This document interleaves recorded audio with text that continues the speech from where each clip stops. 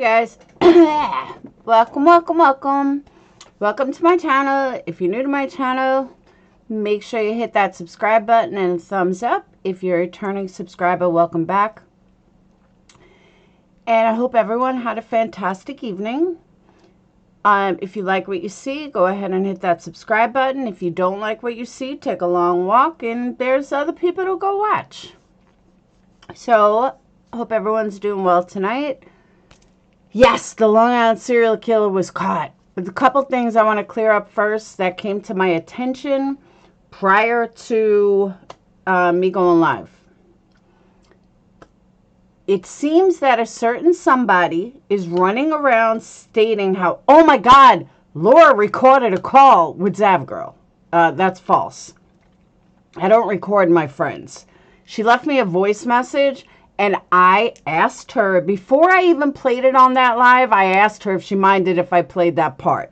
So all the rumors can stop. Nobody recorded any phone calls. And I don't know why people don't mind their own fucking business when it comes to certain things. So that's one thing that people need to mind their own fucking business on.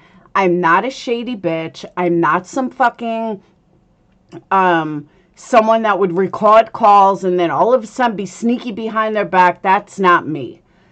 There's two people in this world that I know from YouTube that never record calls, me and Marissa.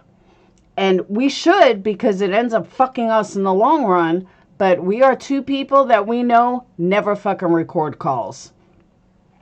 And everyone that knows me knows that. And there are many times I wish I would have fucking recorded calls, just so I have the proof, but I don't. So, yeah.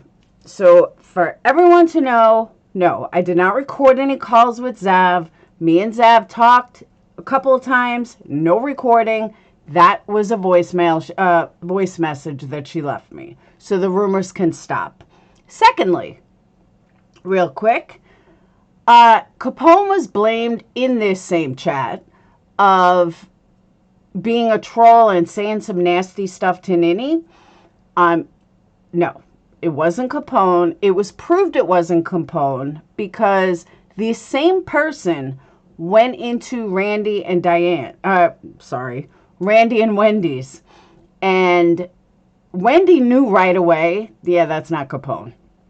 But she double checked, and I guess it's this account is used like other accounts or something. Because Wendy was saying, yeah, no, this is the same one as blah, blah, blah. So, as much as I don't like her, thank you, Wendy, for clearing this up. Because he was getting accused big time. But Wendy, I sent Randy a $10 super chat. But I got there like an hour and 20 minutes after it started. So I was like way behind. But I told her, I said, Randy, here's $10. You know, thank you so much for recognizing and checking that it was not Capone. Because I'll be honest, Capone's not around as much as he was. But Capone made me a promise after the last time I stuck up for him. Please don't start trouble. Please don't get in any trouble. Please don't do this because it comes back on me. You know, scream all you want, say whatever you want in Patreon, but please don't, you know, go into other people's chats, even though I know you think you're sticking up for me. It never pans out well, and it always comes back on me. And he has been really good. He hasn't gone in any chats, you know, talking or leaving comments anywhere unless it's somebody like on our side. And he's been great. So I know that it wasn't him. Hang on, it's Sage. Hey, I'm live. And everyone can hear you. Huh? Everyone can hear you. I'm live. Can I play something real quick? Yeah, as long as you don't mind the whole world hearing it. It's okay. You know how I was having like a really bad day and that table was like really nice? Yeah. Well, this other table just gave me $100 in cash. It was a free top. It was literally 3 people. And he's like, you were amazing. I was like, dude, I cannot take this. And he was like, yes, you can. This is what you do. You take the money and you keep it. And I was like, dude. And I started crying. Like, I'm like, what did I do today? Like, you never tell a tip. When you get a tip, you never say, what can I can't take this. That's silly. Yes, but that's insane. But that's good. I know. They were awesome. All right, I'm glad. Because, like, I'm, like, shaking.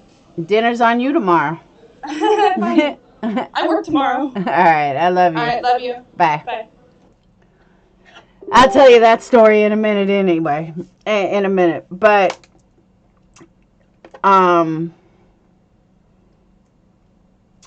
Tuesday's gone. Not that it's any of your business, but yes, I had her permission. Thank you. Is there anything else you'd like to know that's not your fucking business? But yes, I had her permission. Thank you. Bye-bye, loser. But it's really none of your business, Tuesday's gone, is it? No, it's not. But as a matter of fact, yes, I did have her permission. Have a good day. Don't let the door hit you in the fucking ass on the way out. Thank you. And by the way, while you're at it, Tuesday's gone. Maybe Tuesday or maybe Wednesday, since Tuesday's gone, you could stick a purple dildo up your ass and lighten the fuck up a little. Just saying. Okay. So yeah, so as I was saying, I know that it wasn't Capone because he promised me and he stuck to his promise. So yes, made me feel much better knowing it was definitely not him, because I went right into Discord. Someone had told me Capone went in, the Hive. I'm like, no way, no fucking way. So I was like, please tell me that it was not you. And he said, I swear it was not me. Phew. Then I saw the comment. I'm like, Capone doesn't even talk like that. Like, he would never say that long of a sentence at once. He'll throw little jabs. He would never do like a three sentence paragraph. That's just not him. So, the tunnel nightmare. So, yeah. So, cleared that up. Just want to make sure everyone knows it was not Capone. If you see someone trolling under Capone, it is absolutely not Capone. And that's true too. Capone would never attack a woman like that. It's just not in him. Yeah, I was just going to say what Capone would say, but I'm not going to do that. I'm going to keep quiet. Now, again, I was out all day. I hadn't seen anything until like hours after it happened. So, yeah. All right. Next. So one of my amazing mods gave me an idea today. I want to show you guys. They will be up on the website after tomorrow. I'm going to test them, and I'm going to test them live. Hopefully it works. I can't do it tonight because it's too dark out, but they will be on the website for 3 of them for $12. They're also going on Etsy and other places. But let me show you my newest creation.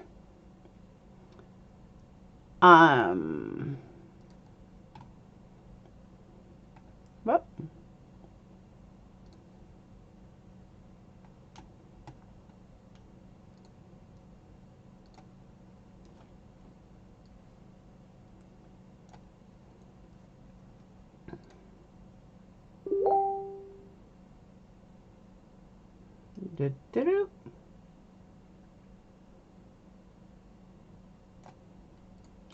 Hang on.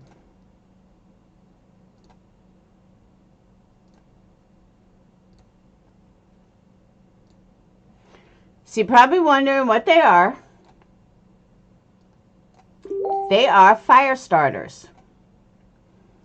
So you put them in a fire, in a campfire outside, and they smell, these particular ones smell like honeysuckle. So when you're camping or you need to start a fire outside, you don't want to use them inside, but you don't want to use chemicals, you don't want to use, what's it called? Lighter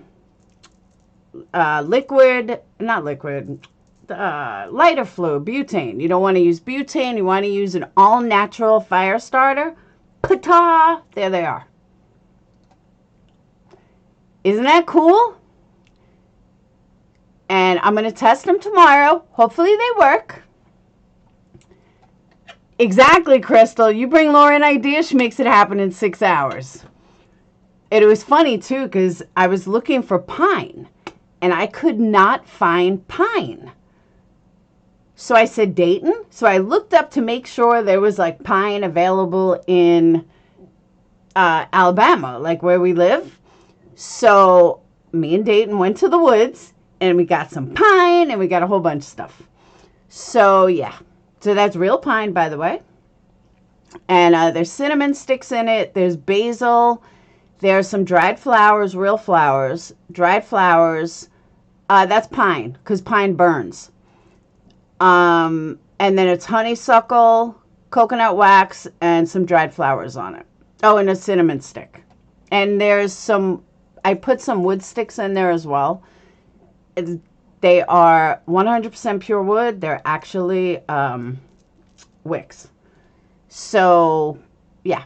And I'm going to test 1 wick and I'm going to test 2 wicks. But these will be available for sale. If it works, they'll be available for sale tomorrow. If it doesn't work, we got to figure out what I did wrong. So, yeah. But it rained today, so everything is like wet. Aren't they cool? And they're the size of a cupcake. So I'm going to do 3 and 6. So probably do 3. I'm doing 3 for 12. And then probably 6 for 18. Priced them according to what I've seen. So you're just too damn crafty. I'm telling you, it was so much fun. And I put a big order for Tamuin. So I'm going to do an opening when I get it. So for those of you, by the way, for those of you that have current candle orders out, I'm going to send you guys one. Let me know what you think. As long as it works. So, yeah. So these are my first ones. Hopefully it works. All right. Moving on. So what happened today, before I get to the Long Island serial killer, me and Dayton went out to see Sage for dinner.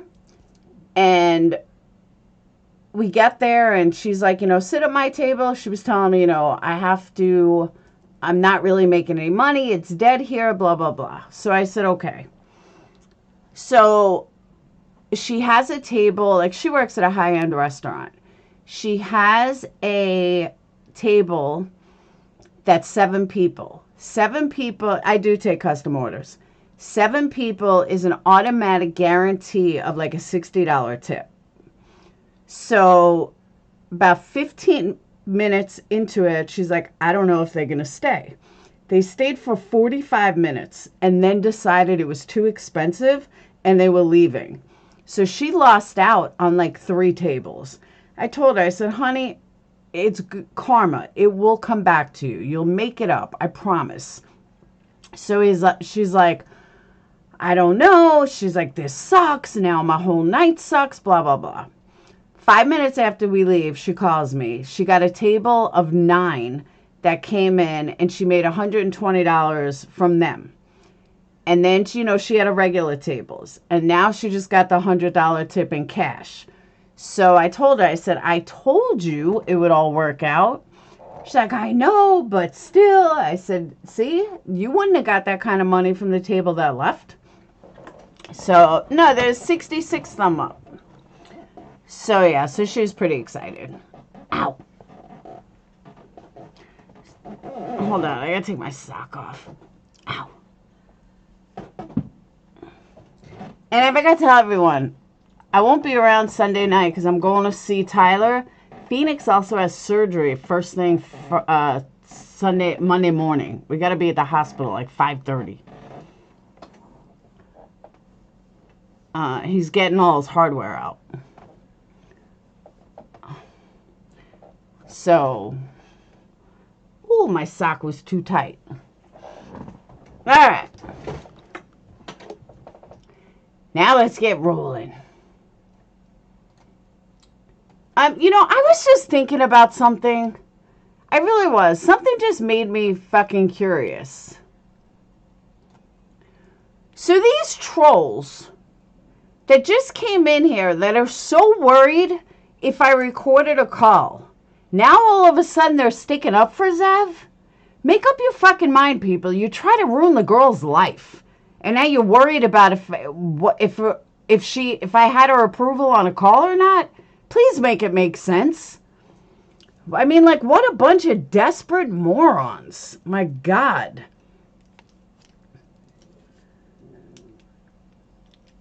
I looked up the relationship between height and sex drive. 1 in 600, especially tall men, have Klinefelter syndrome. It can cause psychiatric... What? Where'd that come from? All right. So, let's get into it. Hey, Deanna. You know what I'm saying, Kayla? I'm like, the fuck do you care? Oh, and now all of a sudden you're her buddy? The fuck out of here. Worrying about my business. The fuck out. All right. All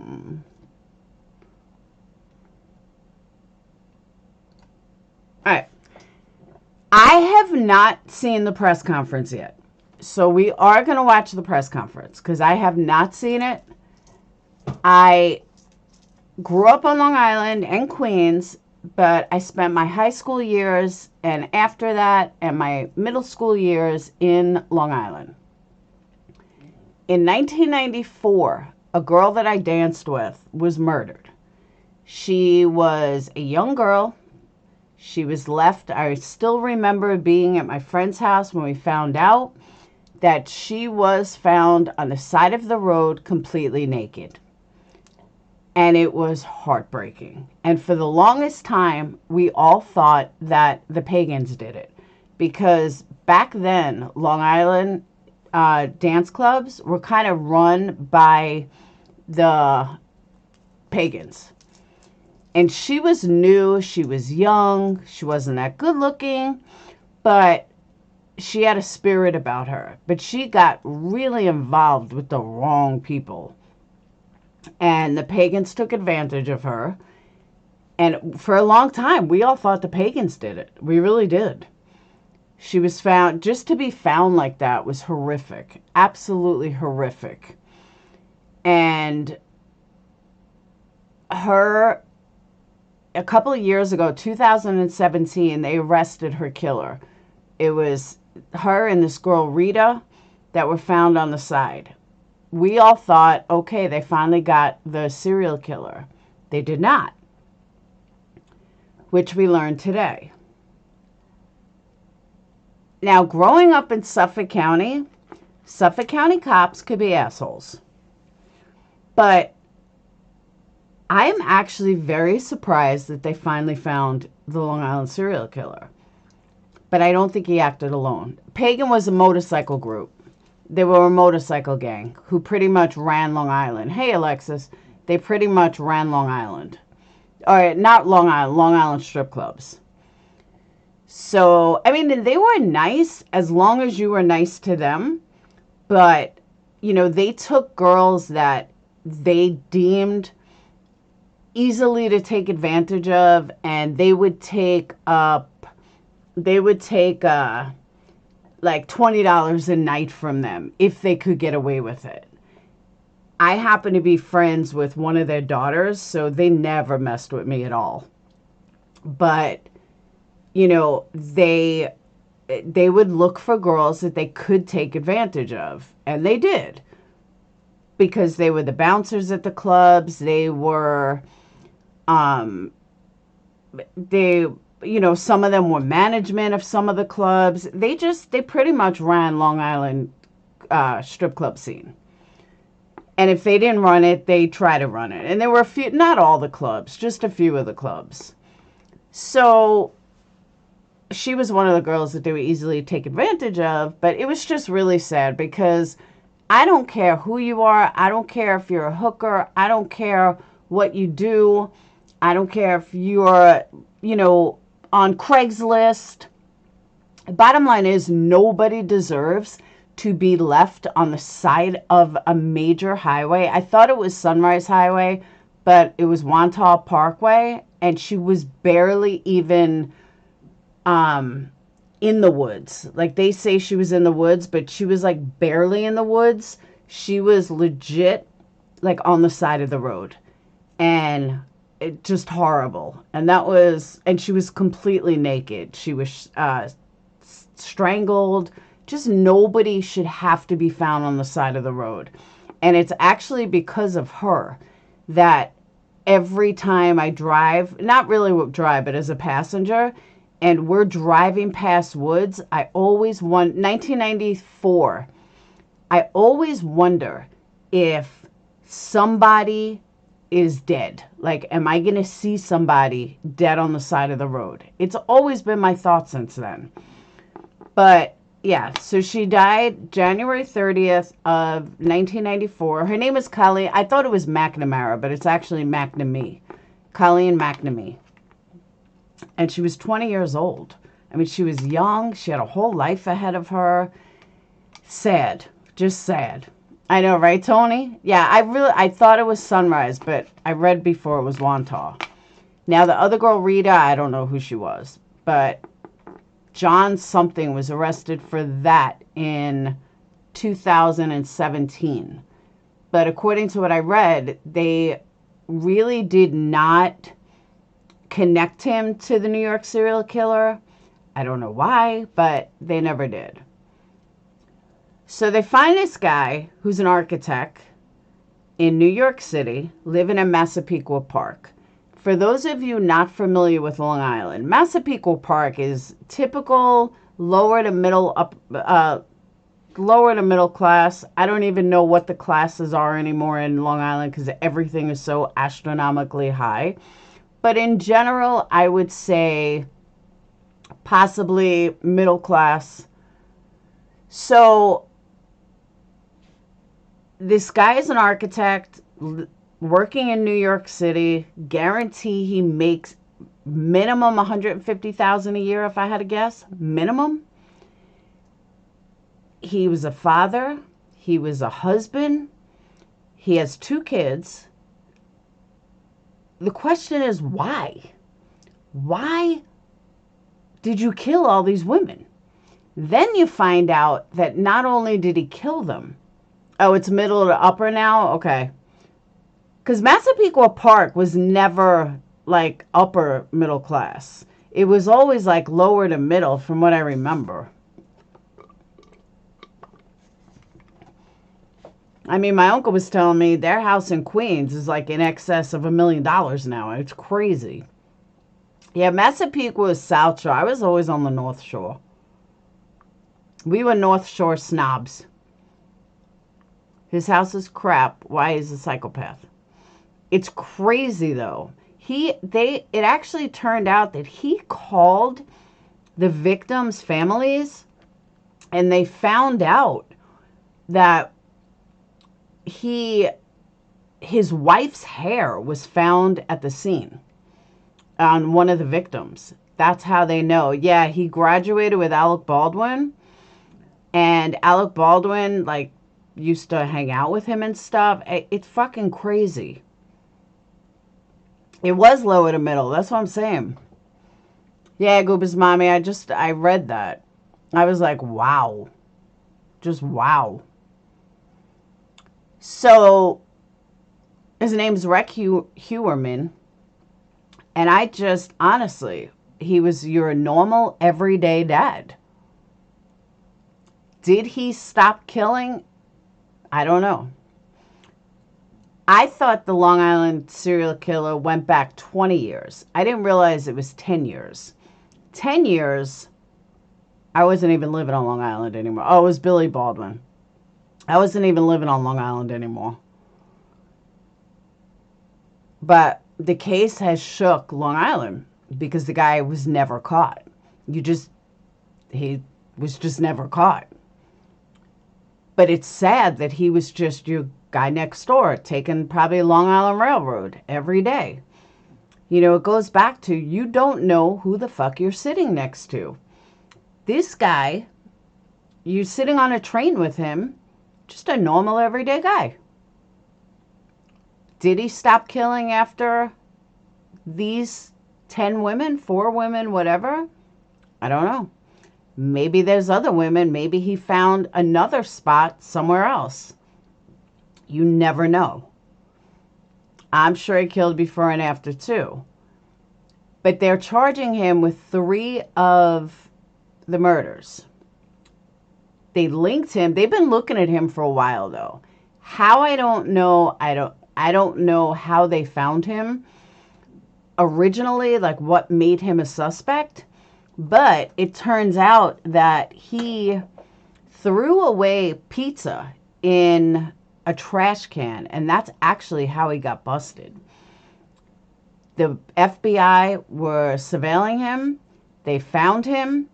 They, were waiting for him to throw some kind of DNA away, and he ended up throwing a pizza crust. New York City pizza crust. That's how they found him. That's insane to me.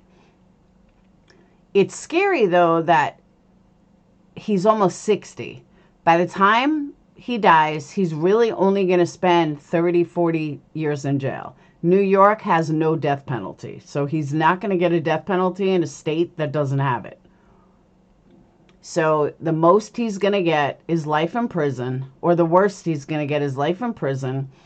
He's already 60. Odds are he's going to be dead within 20, 25 years. Was justice served? I don't know.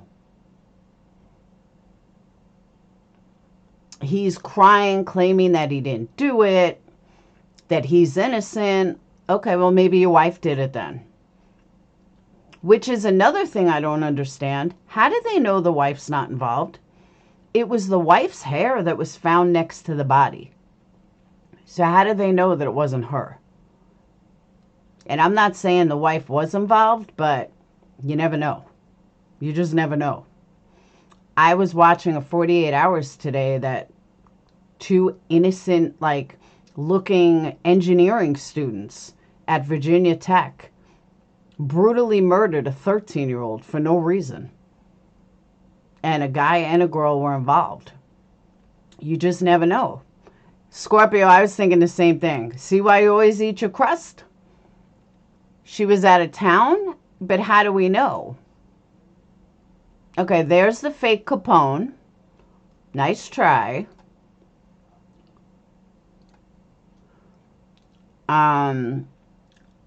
She was out of town for all the murders. Allegedly. How did her hair get on it, though?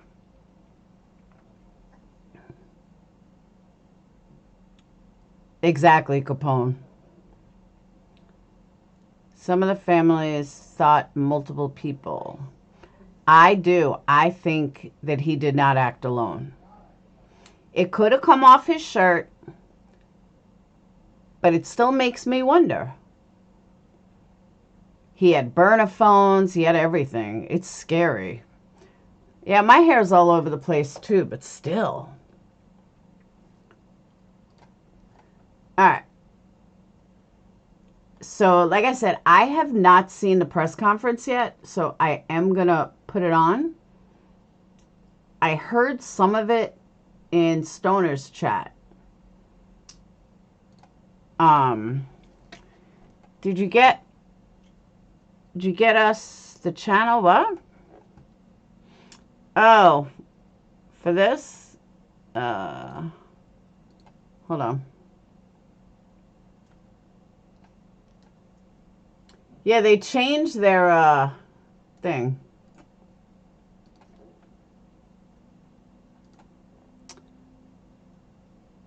Oh yeah, this is why. All right, this is why Wendy knew who it was, because this account started November 5th of 2022. So they've used multiple They've used multiple accounts.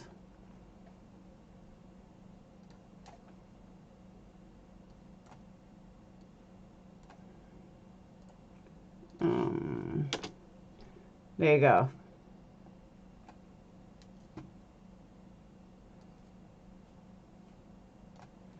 Yeah, they've used multiple accounts.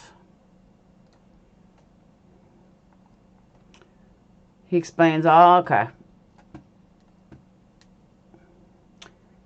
Yeah, and for those of you that have seen it, I apologize that it's going to be a repeat. I just have not had a chance to listen to it yet. Whoop. Goes back to 2003. I moved out of Long Island about 2000 and I think it was around 2003. How does a fake cabinet get a wrench? No, that's the real Capone. The one with the wrench is a real Capone.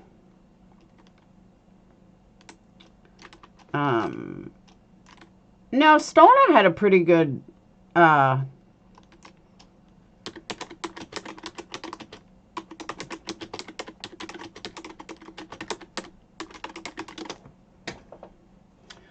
okay.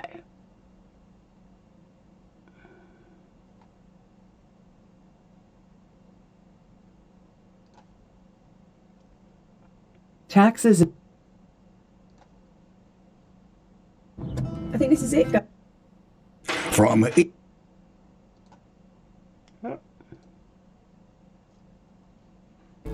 Hi, it's Attorney Bob.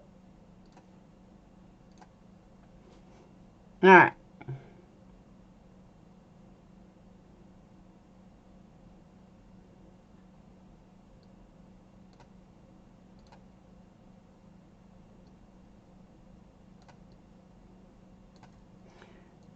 Yes, he called the victim's sister. That's like sick. That's just sick. You know what, Goober's mommy, before I play this, you want to know something? I don't think I miss it, but until I went back there with Phoenix, I forgot how pretty Long Island was. Like all the flowers at people's houses, like little things like that. I really forgot how pretty Suffolk County was. And I know that sounds weird, but it really is pretty.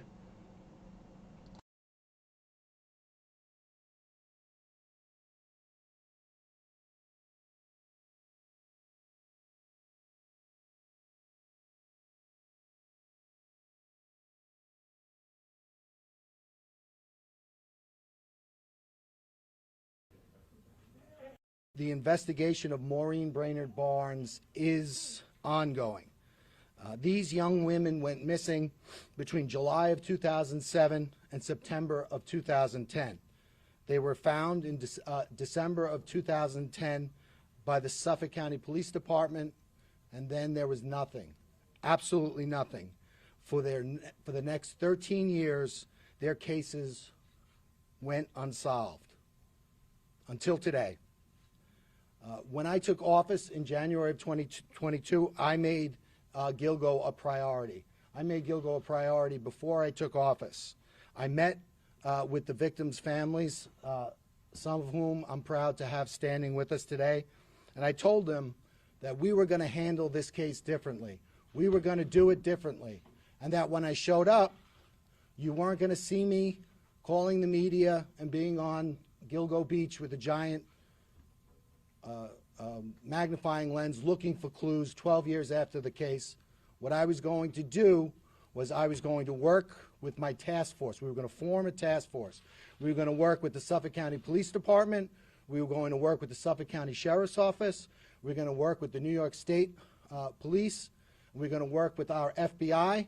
And we were going to form this task force, and we were going to work together, and we were going to use the grand jury, the power of the grand jury to reach a determination in this case. Because the grand jury has two things. It has power, it has reach.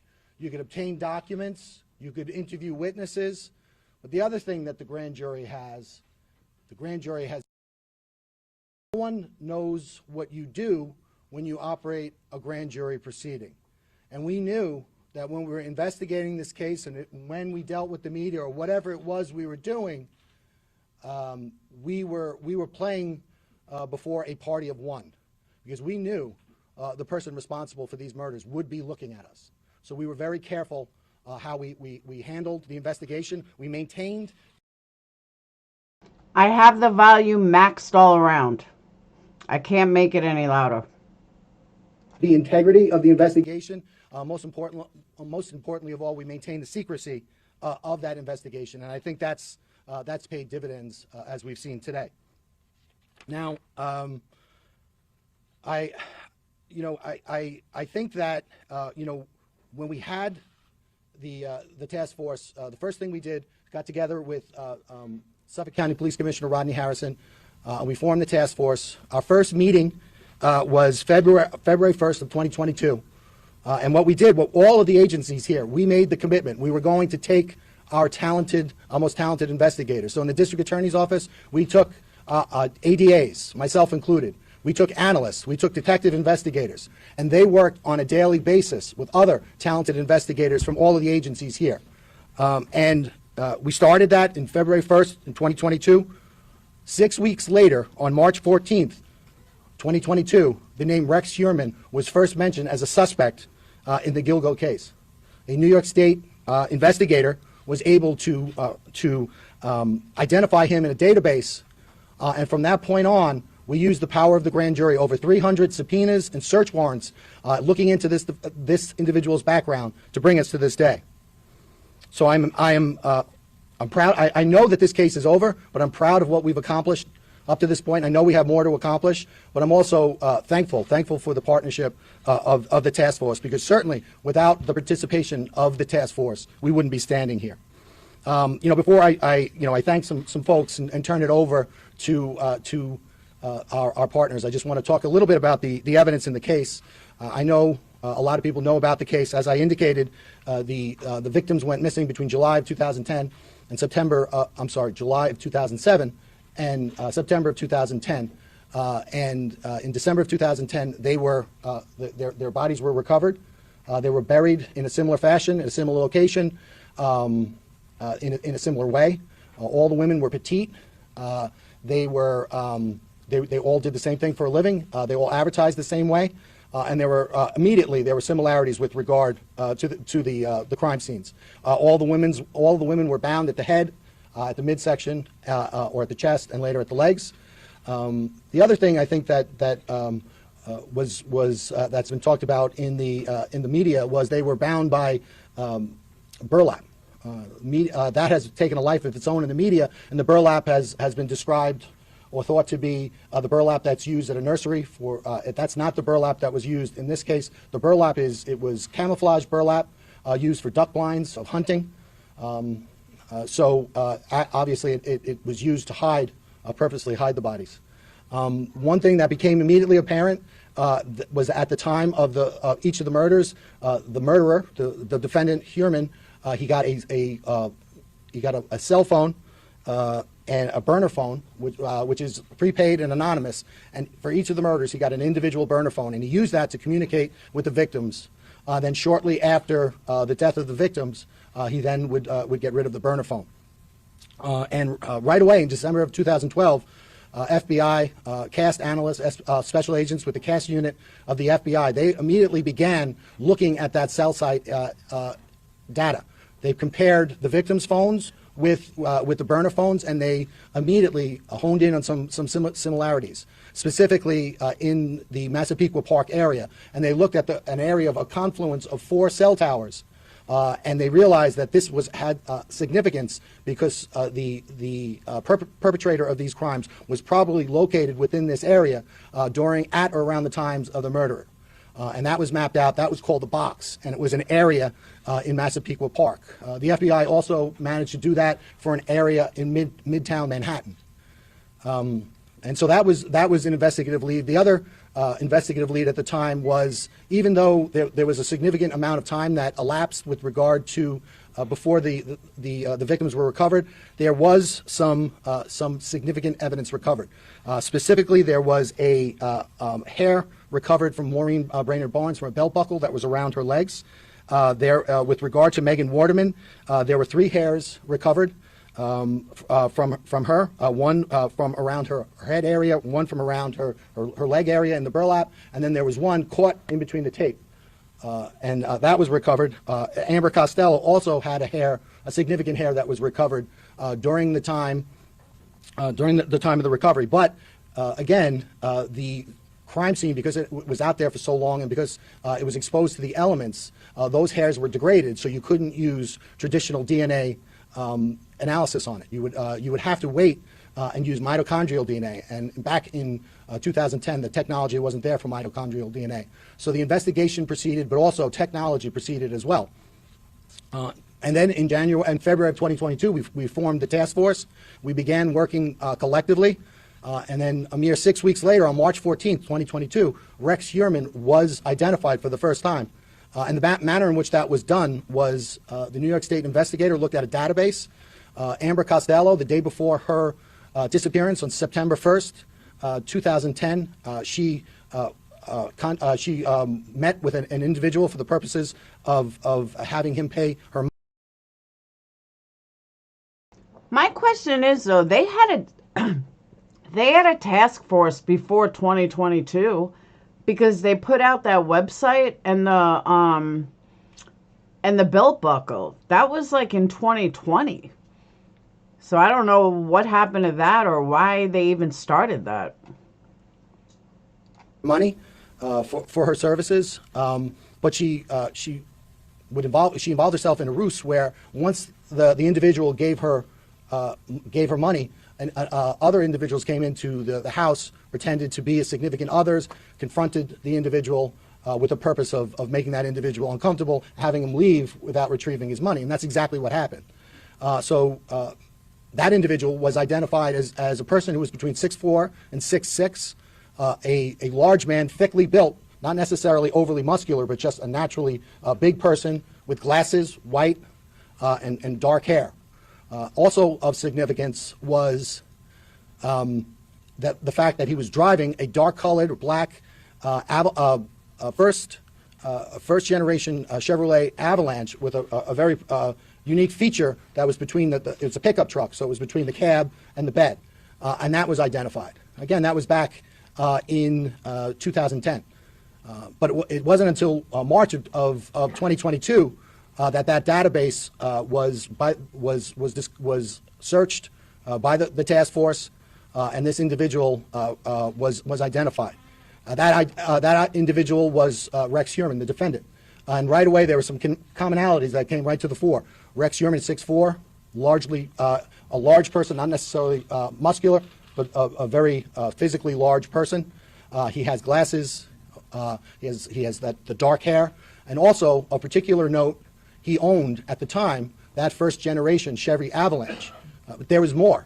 He lived at 105 First Avenue, which was located within that box area that the FBI first discovered in 2012.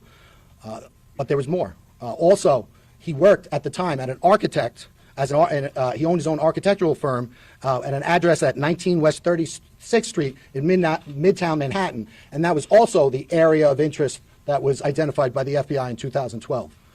Again, that was March 14th, 2022.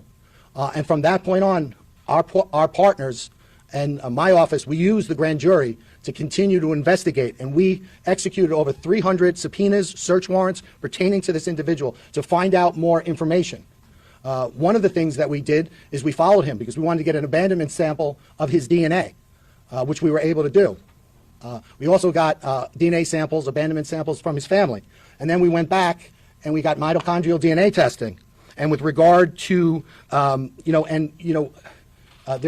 an aspect of New York State law that doesn't allow me to talk about DNA testing, specifically at press conferences. So I can't do that. However, at the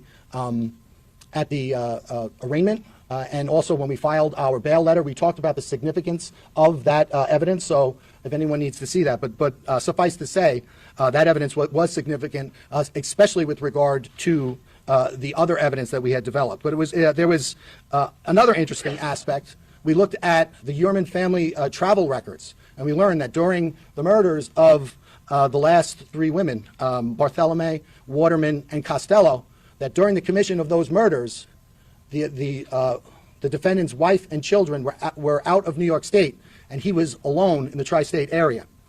We also went back and looked at his cell site records, and we compared his personal cell site records with that of the 4 target phones, and we saw that there was areas of commonality. In other words, that whenever the target phones would bounce off a cell tower, if the Heuermann personal phone bounced off a tower, it was always consistent and in close proximity with the target phones. And at no time was there ever an incident where those target phones were, for instance, in New Jersey while the defendant was on Long Island.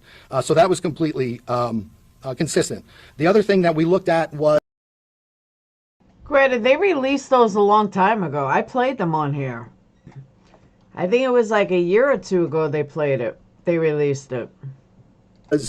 We looked at his use of burner phones, and we followed, using the grand jury, using the great investigative help from our partners, we followed his use of burner phones. We were able to identify 7 separate burner phones that he used. We were able to use fictitious or fraudulent email addresses and get Google warrants, and from there we got his searches. And we learned what the defendant was searching. In a 14-month period, he had over 200 searches pertaining to the Gilgo investigation. Not only was he looking at investigative insight, he was trying to figure out how is the task force using cell phones to try to figure out what's happening. What are the developments with regard to the task force? And this really supported our decision to keep our investigative focus secret, because we knew that this one person would be watching, and we didn't want to give him any insight into what we were doing. And we also didn't want him to know just how close we were getting. So we maintained the grand jury secrecy, and we maintained the integrity of our investigation. In addition to those Gilgo searches, he was compulsively searching pictures of the victims, but not only pictures of the victims, pictures of their relatives, their sisters, their children, and he was trying to locate those individuals. In addition to that, there was a lot of torture, porn, and what you would consider, depictions of women being abused, being raped, and being killed. In addition to all of that, we continued to look, and we were able to determine that Chevy Avalanche that was used during the commission of the Amber Costello crime, that Chevy Avalanche was in South Carolina. And again, with the help of our partners, we were able to seize that Chevy Avalanche pursuant to a search warrant, and we're certainly going to analyze that. In addition to that, pursuant to the arrest of the defendant last night by the Suffolk County Police Department, we obtained one of his burner phones, his last burner phones. As I said, this case is not over, it's only beginning. We're continuing to execute search warrants, and we anticipate getting more evidence.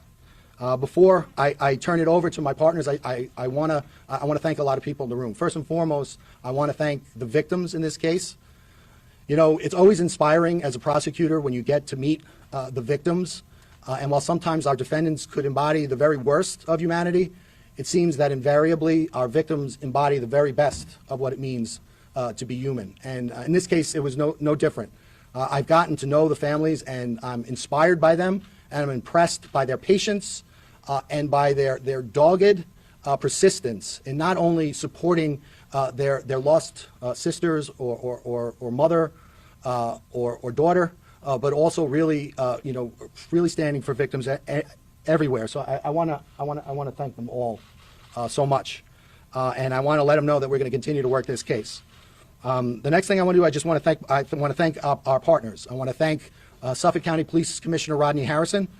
We said it was a change, and when we talked about not going before the media, if you see, Rodney did go before the media, but it was always in a very controlled manner. Yo, don't hit subscribe. I always try to tell them, but they do it every time. I tell them it's a problem, but they acting like it's fine. I'm begging them to stop, but they leave me with a like. All right, true crime. Thank you for letting me know, and thank you for the super chat. You could have just asked me. I would have told you. It's very easy to change a name. It takes like 2 seconds. What a lot of people do is they just add names, but yeah, it's very simple. Now, going to Shannon's 911 call, it's 22 minutes, but it's the same that was released in 2022, from what I'm looking at. I mean, I'll be happy to play it. But it's saying that it was released, but it looks like it's the exact same call.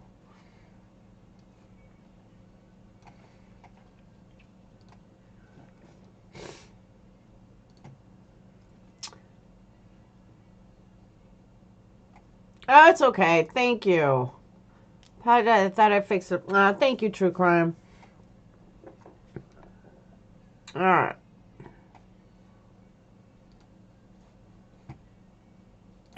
Hello? Hello, you dialed into the 911 system. How can I assist you? Hello? Yeah.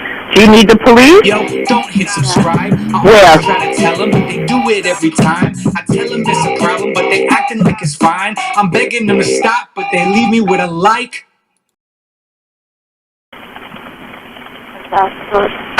Where? Who's there with you?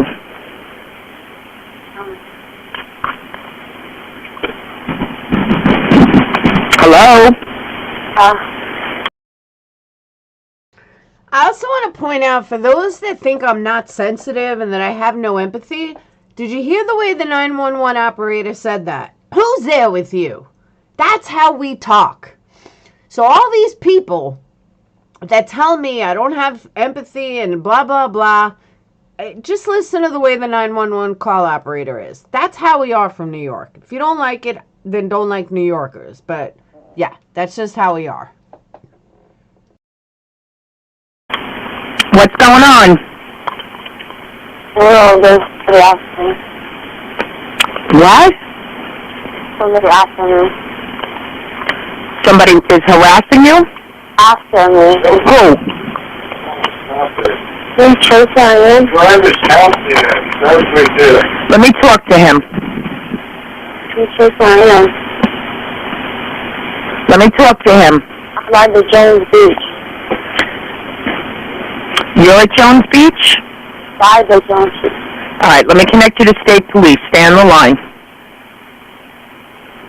Why?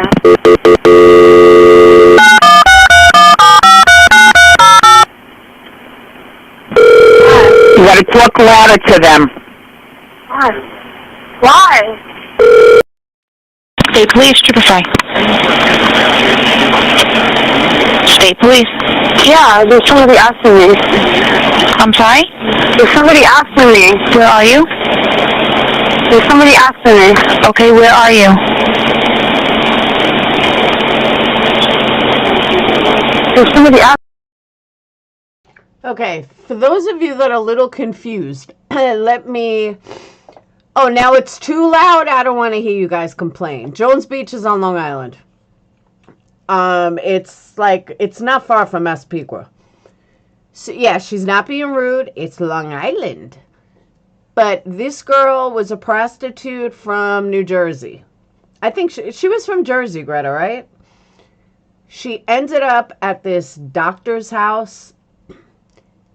It was because of her that caused them to find the other bodies. But they say that she died of natural causes. I absolutely do not think she died of natural causes. I will believe to this day that the doctor she was with and the cops she was with are the ones that killed her. But that's a whole nother scenario. That's like a whole nother 4 hours. But you're listening to her 911 calls to the police when she realized she was in trouble. Whether she was on drugs or not, I don't think has ever been released. But the cops and everything thought maybe she was just paranoid and she was just on drugs and paranoid, but I absolutely believe the cop did it. Or the doctor. me. Where are you, ma'am? I don't know. You're driving right now? No, I'm inside the house. I'm sorry? I'm inside the house. What house? I don't know. Can you trace where I am? I'm sorry? Can you trace where I am? No, I can't. What's your callback number you're calling from? Huh? What phone number are you calling from? Somebody's after me. Please. Are you in Suffolk County or Nassau County? I'm in Long Island. Where on Long Island are you? No. Now, the reason why they thought she was on drugs, because they can hear guys in the background. they can hear people talking.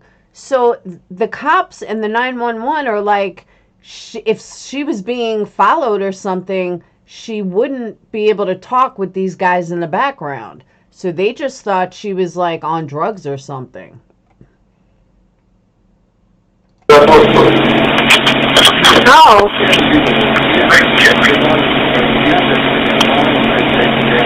No. No, stop, no. Where in Long Island are you? In Suffolk County? Nassau County? Huh?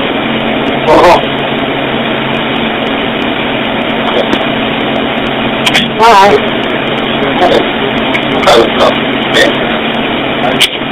Why you call me by my name?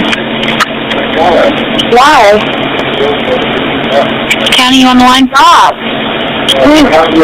Stop it, please! Please stop! Please, into the door? Please! Please! Please! Go that way, please.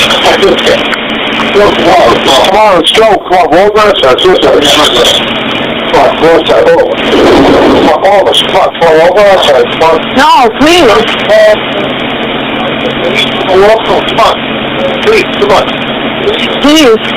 Come on. Why? Why?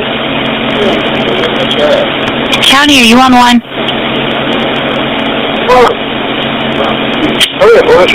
Why? I want to show you this. Please come on. Please. Why? Why are you guys doing this to me? What? Doing this. What county are you in, ma'am? Doing this. Why are you calling me by my name? Please. No, please. No. No, stop it, please. Stop it, please. Please stop it. Please stop it. No, stop it.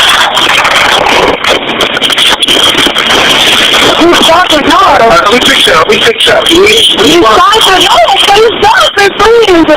Please stop it, please. No, what are you going to do to me? What are you going to do to me? Stop it. Please, get him out of here. What do you want?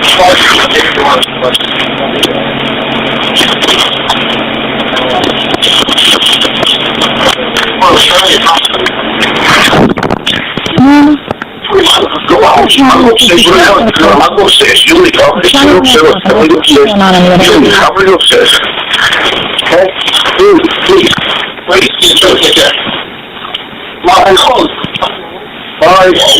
what's the matter? Are you okay?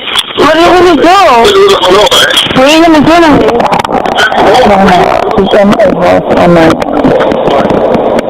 Why? Huh? Well, I don't know, but it was transferred to me. Why? No. Are you going to tell me? It's running through, I think it's Suffolk County on the north. The county Manhattan. Tell me? Why are you going to... Call Suffolk County. You freaking down, come on. I'm in the middle of nowhere. Let's go back to Manhattan, alright? We're in Long Island. We're up near the water. Please, stop. Please, Mike. Brother, come on. No, stop it, please. Oh, okay, fine. Please, take my time to what, you guys? Yeah, I'm near the water. You guys? I didn't do anything. 631. 511. Why?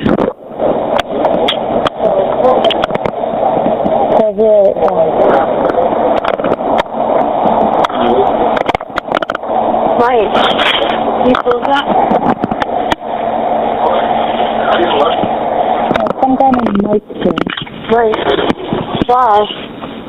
Why?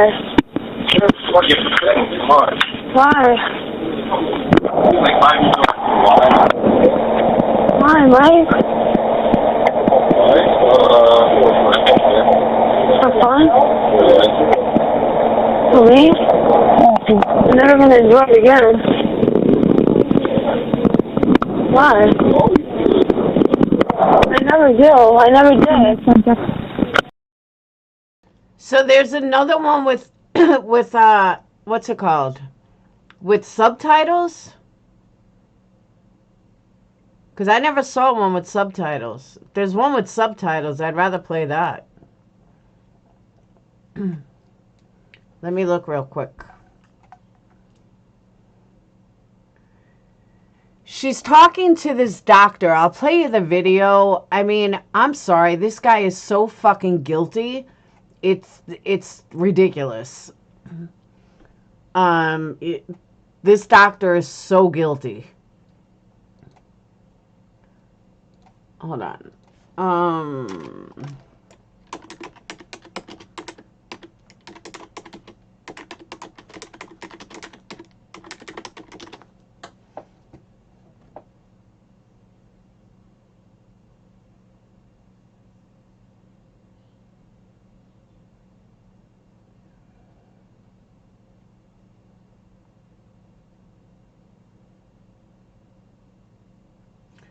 Yeah, everything I'm seeing is from 2022.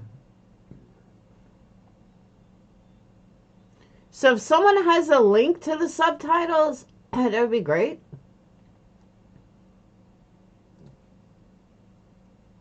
Usually.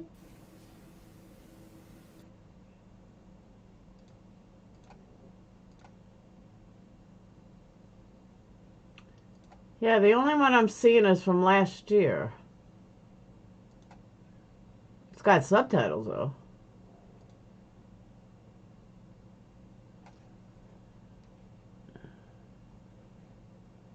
Yeah, it was Oak Beach.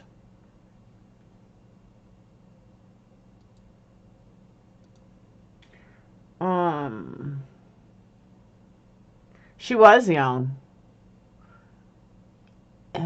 No, Aaron. All right. Hold on. This is the only one I could find with subtitles.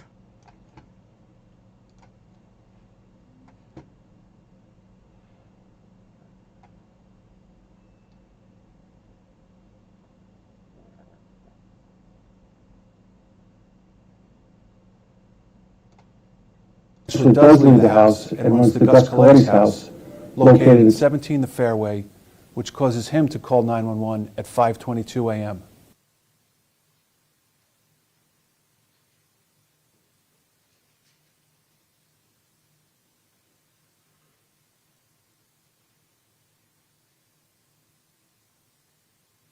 State Police, Trooper Fry. State Police. Yeah, there's somebody after me. I'm sorry? There's somebody after me. Where are you? There's somebody after me. Okay, where are you?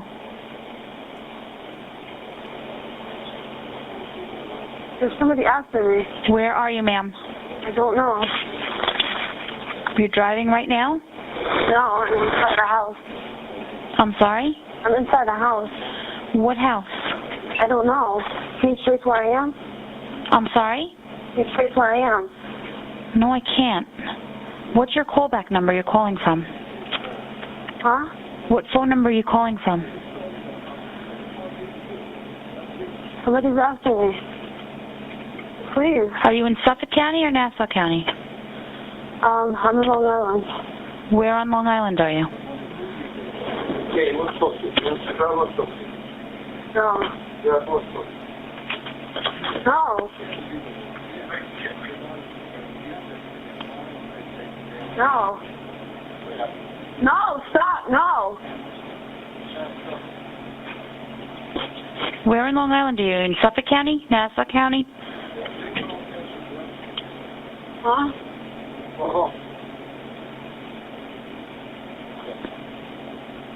Why?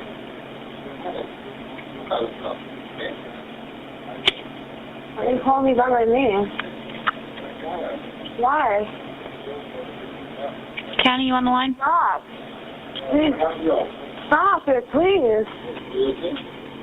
Please stop.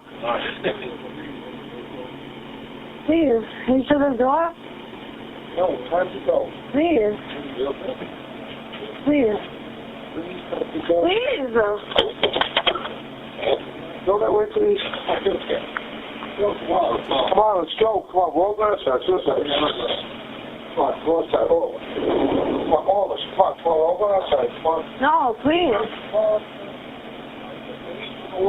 on. Please, come on. Please. Come on. Why? Just come out here. Come on. I'll go upstairs. I'll go upstairs. You leave. I'm going to sit upstairs. Look, I'm going to go upstairs. You leave. I'm going to go upstairs. Okay? You leave. Please. Please. Take care. My hold. All right. What's the matter? Are you okay? What are you going to do? What are you going to do to me? She's in my house on my Why? Huh? Well, I don't know, but it was transferred to me. Why? No. Are you going to kill me? I think it's Suffolk County on the Suffolk County Monarchy. Why are you going to Call Suffolk County. You freaking mad? Come on. I'm in the middle of nowhere? Let's go back to Let's go back to Manhattan. All right? We're in Long Island. We're not near the water. Please, stop. Me, Mike. Brother, come on. No, stop it, please. Hello?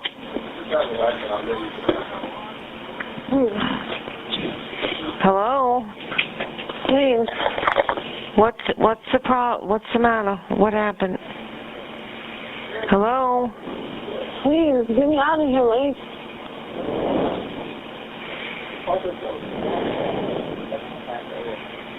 Hello? You're being sarcastic about this.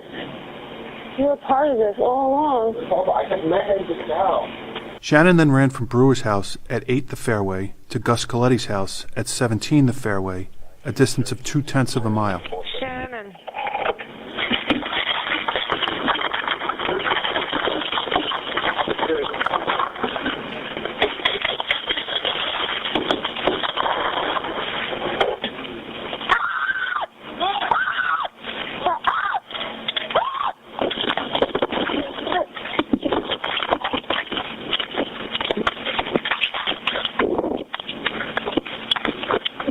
Shannon interacts with Coletti.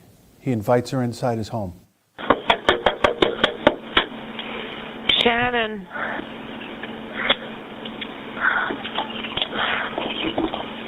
What's the matter?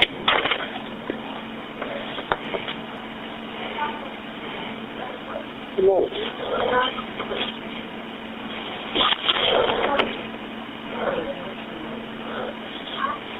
Somebody at you? Huh? Hello? Hello? For those of you that aren't familiar with the area, this is a very affluent area. So some girl who's probably high or drugged up or whatever the reason, it sees this girl screaming, and you just have to understand this is extremely affluent area. All rich, very rich. See, now think about it from the 911 perspective.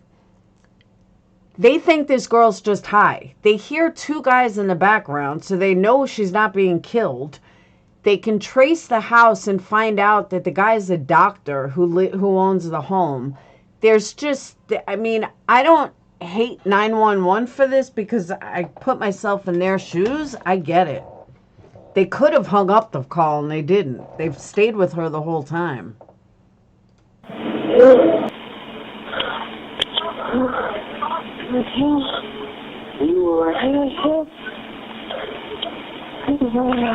Don't keep yourself hurt. Where are you going?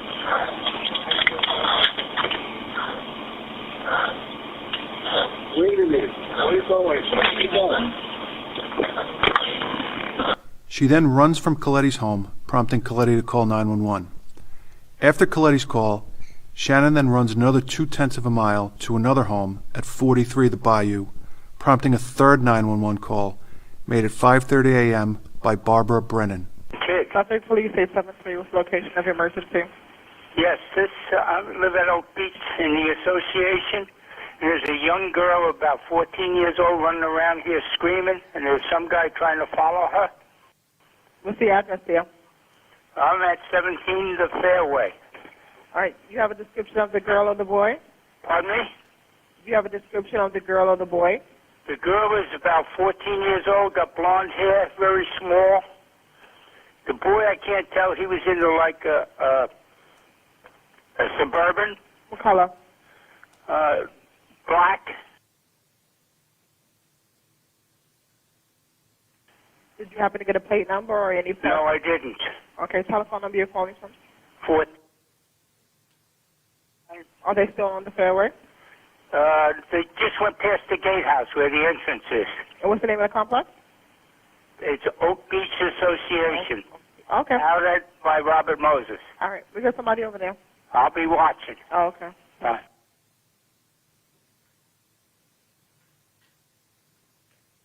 Suffolk Police 875. What is the location of your emergency? 43 The Bayou. Some woman is knocking at my door. What town are you in?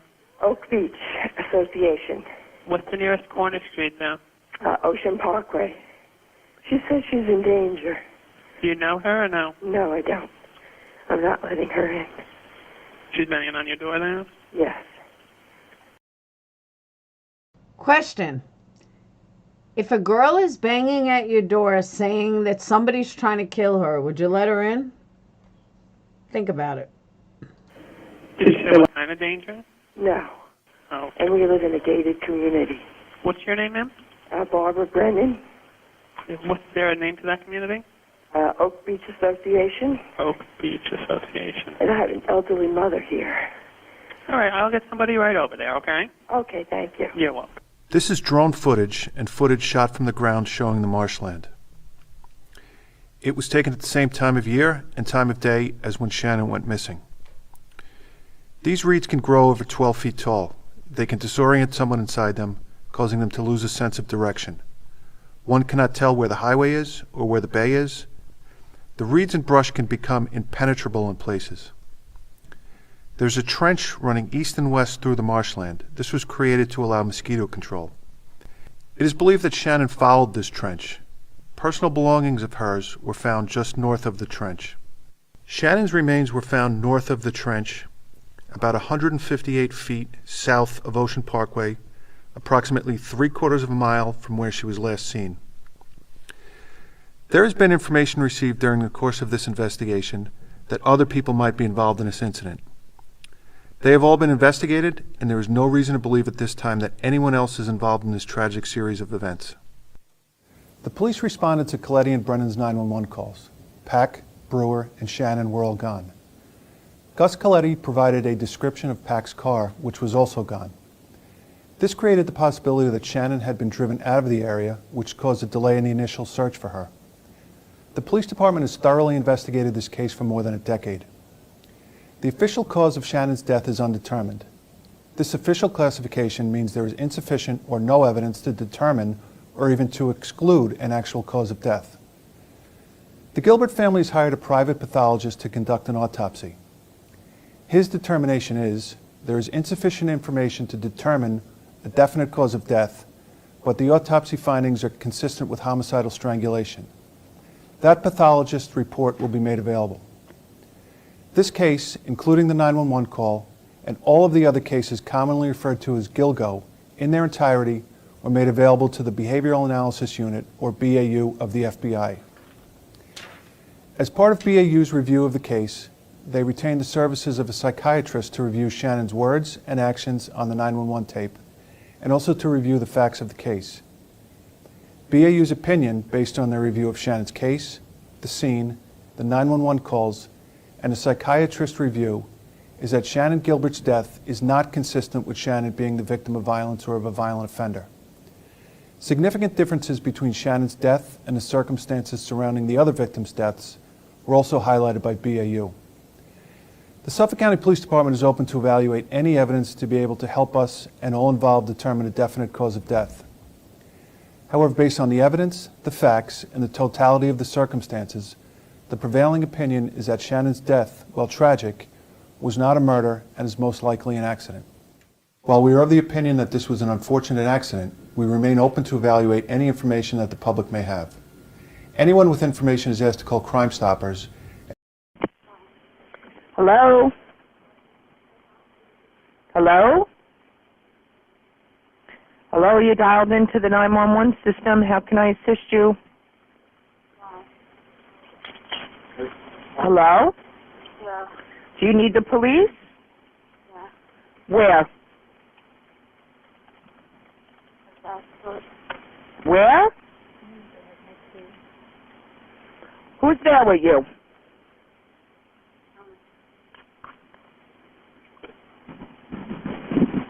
Hello?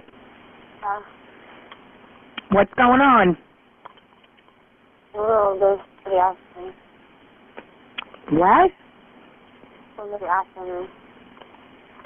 Somebody is harassing you? After me. Who? Can you trace where I am? Let me talk to him. Can you trace where I am? Let me talk to him. I'm by the Jones Beach. You're at Jones Beach? By the Jones Beach. All right, let me connect you to state police. Stay on the line. Why?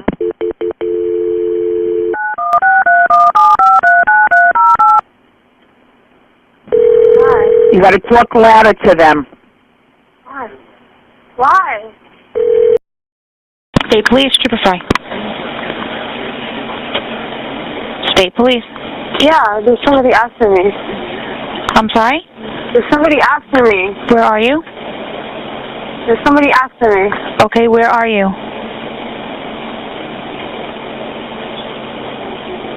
There's somebody after me. Where are you, ma'am? I don't know. You're driving right now? No, I'm inside the house. I'm sorry? I'm inside the house. What house? I don't know. Can you trace where I am? I'm sorry? Can you trace where I am? No, I can't.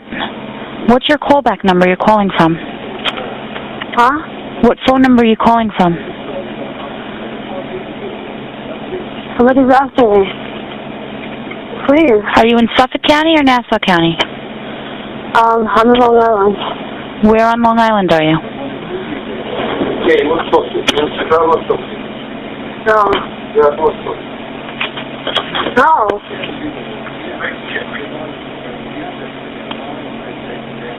No. No, stop, no. Where in Long Island are you? In Suffolk County? Nassau County? Huh?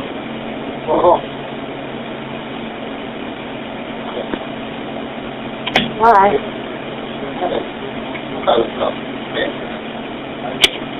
Why you call me by my name? Why? County, you on the line? Stop. Please. Stop it, please. Please stop. Please. Can you shut the door? No, time to go. Please. Please. Please. Go that way, please. Come on, let's go. Come on, we're all going outside. Come on, go outside. Come on, all of us. Come on, we're all going outside. Come on. No, please. Come on. Come on. Please, come on. Please. Come on. Why? Just come out here. Why? County, are you on the line? Hurry up, I want to show you something. Why? I want to show you this. Please come on. Please. Why? Why are you guys doing this to me? What? Doing this. What county are you in, ma'am? Doing this. Why are you calling me by my name?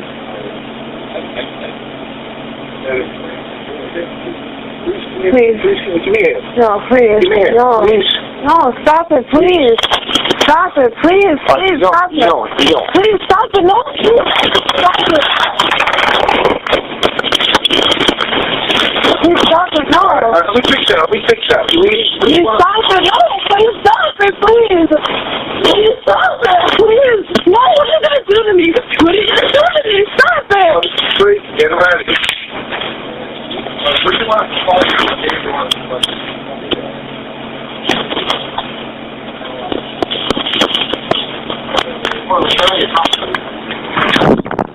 No, no.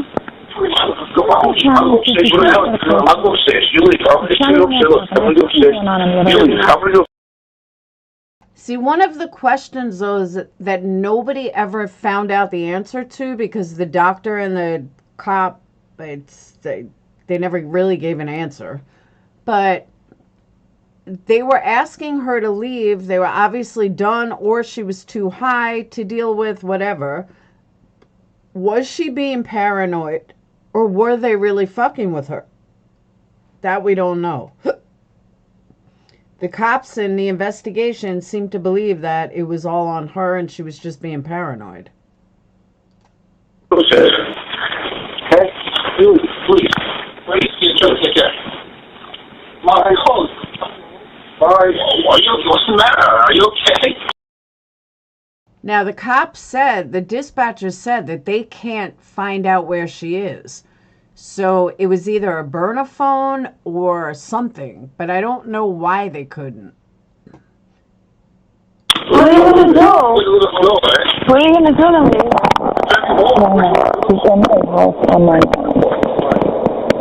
Why? Huh? Well, I don't know, but it was transferred to me. Why? No. You going to kill me? It came into, I think it's Suffolk County on the County Manhattan. Why are you going to Call Suffolk County. You freaking down, come on. I'm in the middle of nowhere? Let's go back to Manhattan, alright? We're in Long Island, we're up near the water. Please, stop. Me, Mike. Brother, come on. No, stop it, please. Okay, fine.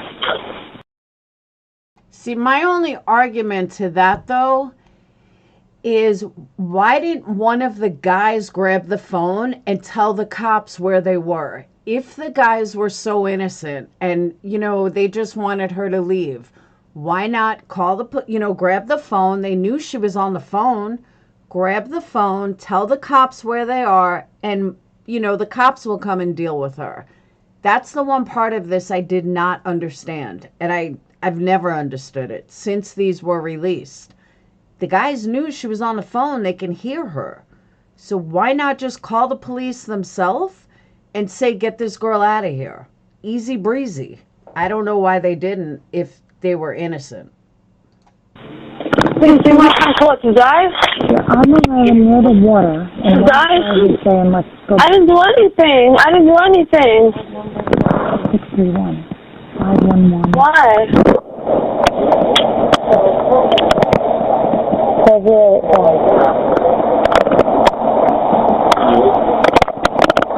Mike, you close that? Some guy named Mike too. Right. Why? Why? Why? Why, Mike? For fun? For me? I'm never going to enjoy it again. Why? I never do. I never did.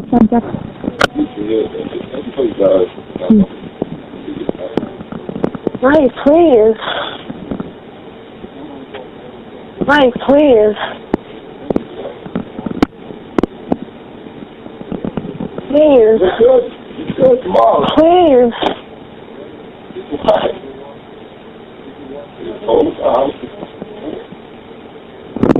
There's something I don't know what phone she's calling from, but I transferred her back. Can you see where she's coming from?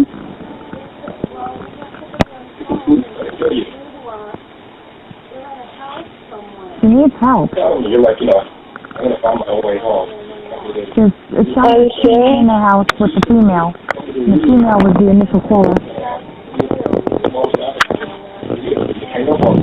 So this is all set up? Her driver is named Mike. You set everything up? I waited for you. You told me you're going to find your way home, so I was like, what? You know, nothing that I called. So this is all set up? You've never seen this before.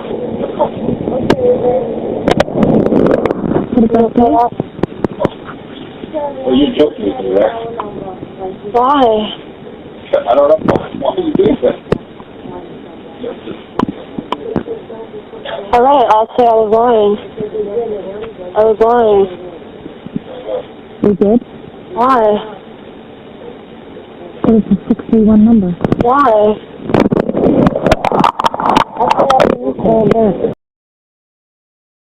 So she just said it was 6:30 in the morning. It's light out at 6:30 in the morning. So everyone's talking about her driving through the marsh, running through the marsh in the darkness. It wasn't dark. That operator just said it was 6:30 a.m. That means it was light out. You can try talking to her, but she's not. I think she's got the phone down. Hello?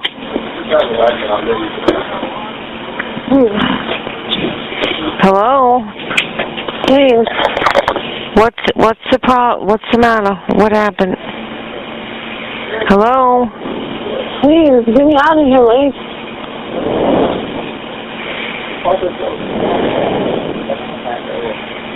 Hello? You're being sarcastic about this.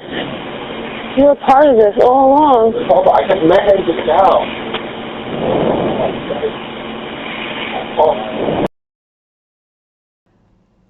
I could have sworn she said it's 6:30 a.m.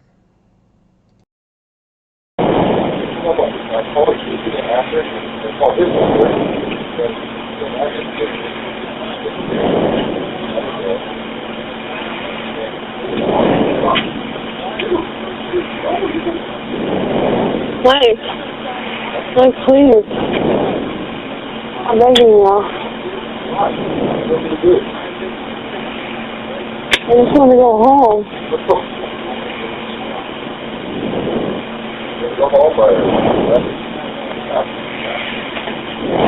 Why? Well, we can give them... What's the phone? 573. 9308. Is that us? What's going on? I think the number. What? Yeah. The extension answering. That's the number it came in. Why are you sitting there knocking about this house then? Something's gonna happen to me. There's nobody outside. Yeah, you could call it. You're okay, right? But we're not going to know where it is. County should call it. Right. No, isn't that the county phone number? Please.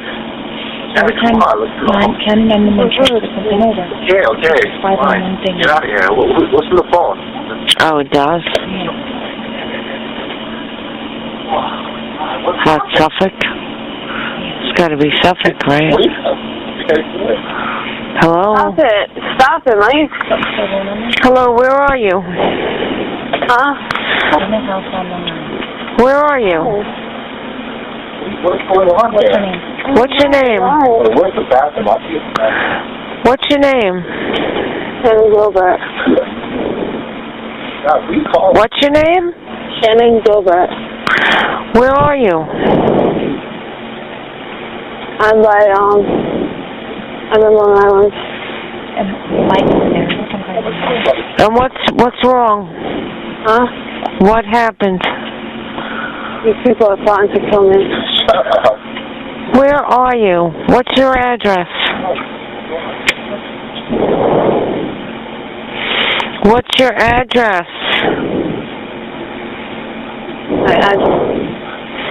What's your address? Oh, Mike, stop, Mike, here. Mike, stop. Mike, stop, Mike. Mike, stop.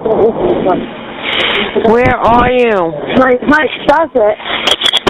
Mike, stop it. What's your name, Shannon? Huh? Mike, stop.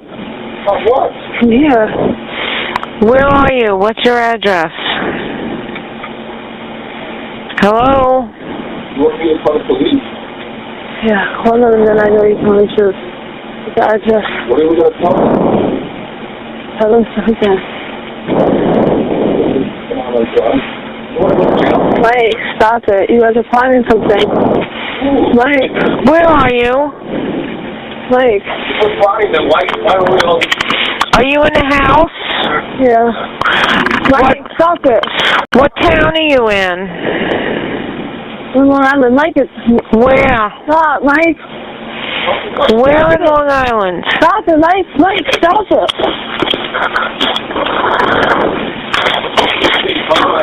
Hey, stop it.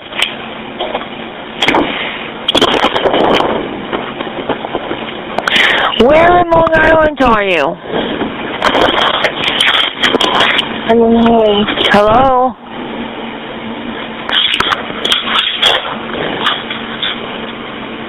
You're going to kill me. Where in Long Island are you? I don't know. They're going to kill me. Are you in a house? Are you in a house? Yeah. Whose house is it? I don't know. Who is Mike? What's his last name? He's coming. Mike what? He's coming. How old are you?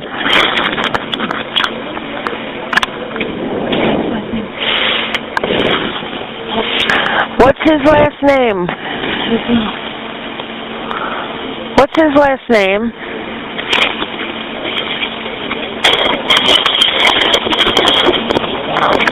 What's his last name? Shannon.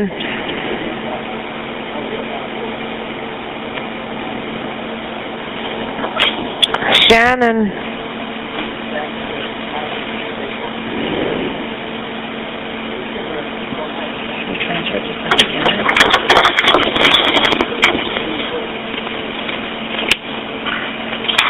Shannon?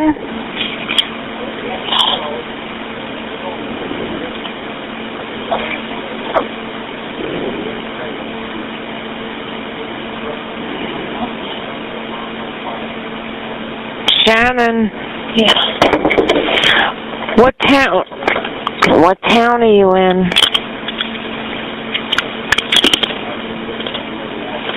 Hello?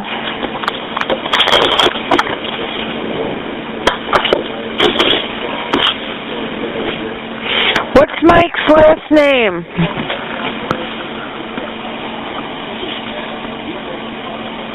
Hello?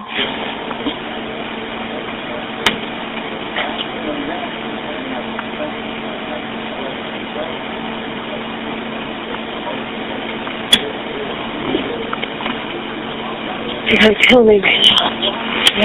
One of the guys said, let's go back to my town.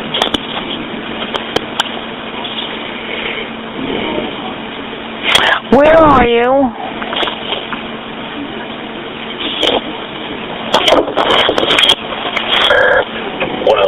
Farmingdale in service. Where are you, Shannon?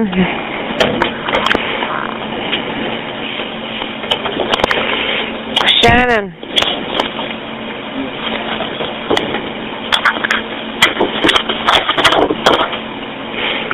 Shannon. 1L34. 1L34, 963, Ray. Shannon.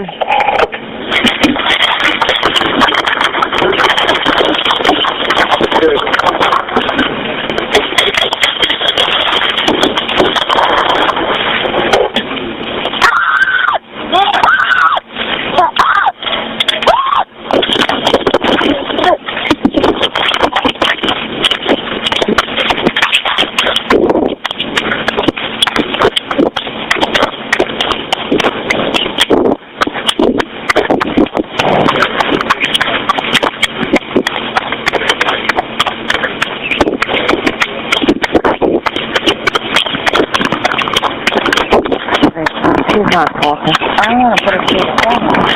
You do? I called this number back and said, is that the number she's calling from? I think that's her number.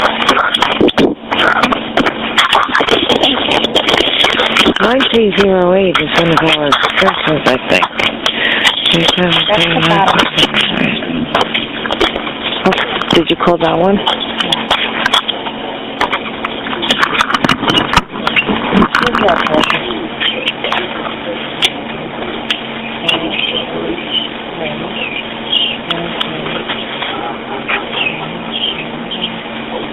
Shannon? Hello?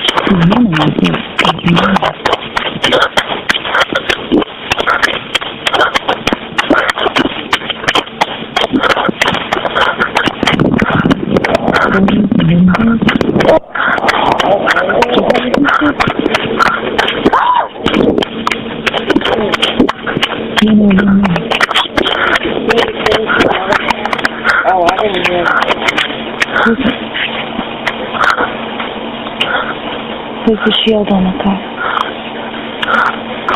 1955.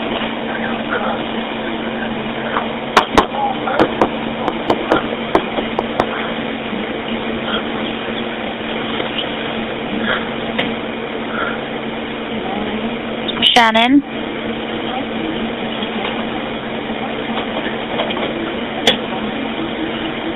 I wonder if she has a phone in her pocket.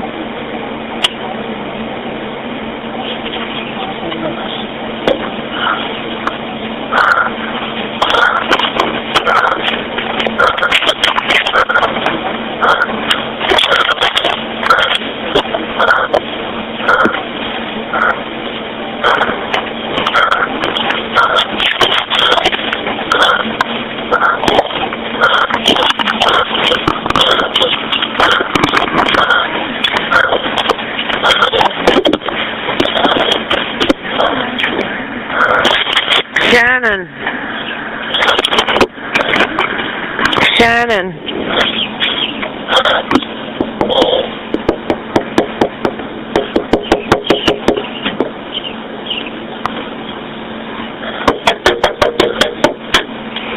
Shannon.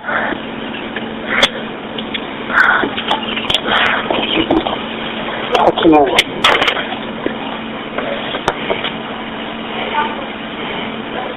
No.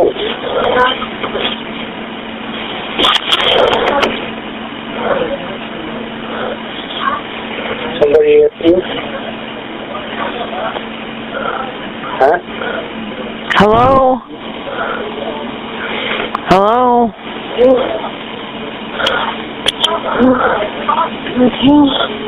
You alright? Don't get yourself hurt. Where are you going?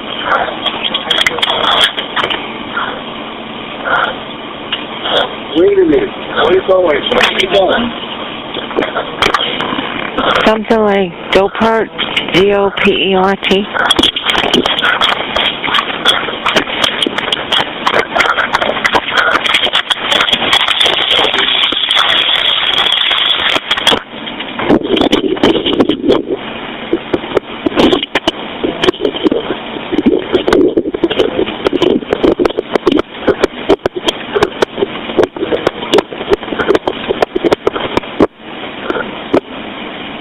Hello? She didn't spell it, but that's what it sounded like.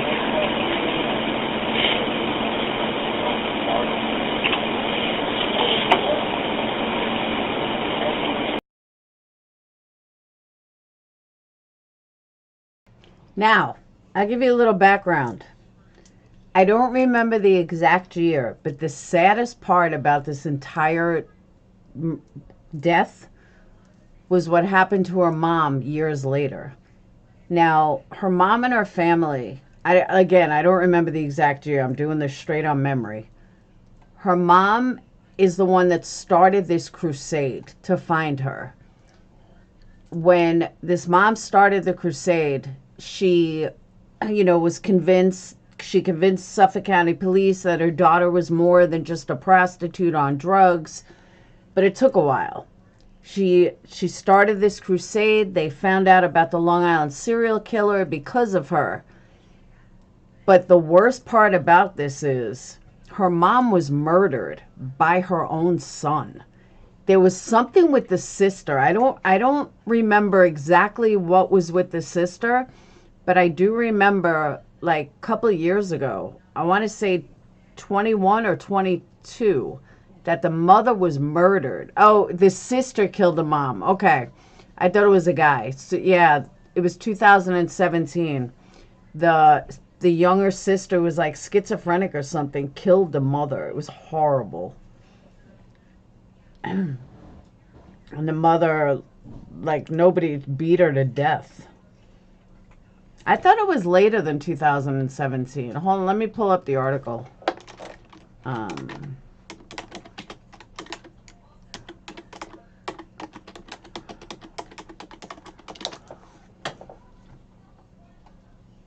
Oh, it was 2016, actually. Gilbert was stabbed to death by her 27-year-old daughter, Sarah, in Sarah's apartment building on Warren Street in Ellenville, New York, on July 23, 2016. Daughter suffered from schizophrenia, with one report claiming that she had voices in her head telling her to carry out the crime. Mari Gilbert, that was her name. 24-year-old daughter who disappeared from Jersey. It was in Jersey. Investigation of Shannon's disappearance led to discovery of 10 homicide victims scattered along Ocean Parkway. Investigators believe Shannon died of an accidental drowning that was unrelated to the crimes of the Long Island serial killer. Gilbert challenged the finding and fought to have the case reopened as a murder investigation. Independent autopsy sought by Gilbert's family found that Shannon may have been strangled to death. Gilbert and her other daughter, Sarah and Serene Shear, frequently appeared on television shows regarding the case. It's crazy. Yeah, she stabbed her like 200 times.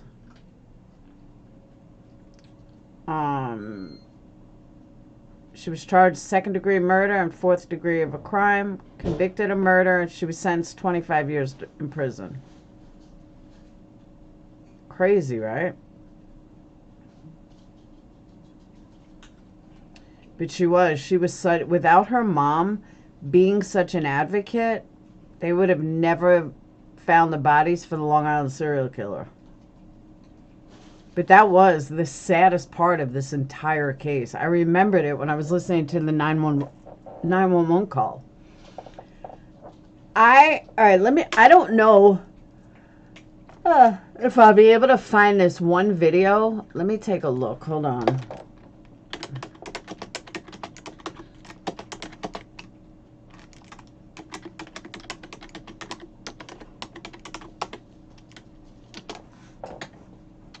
Dr. Peter Hackett. That's who it was.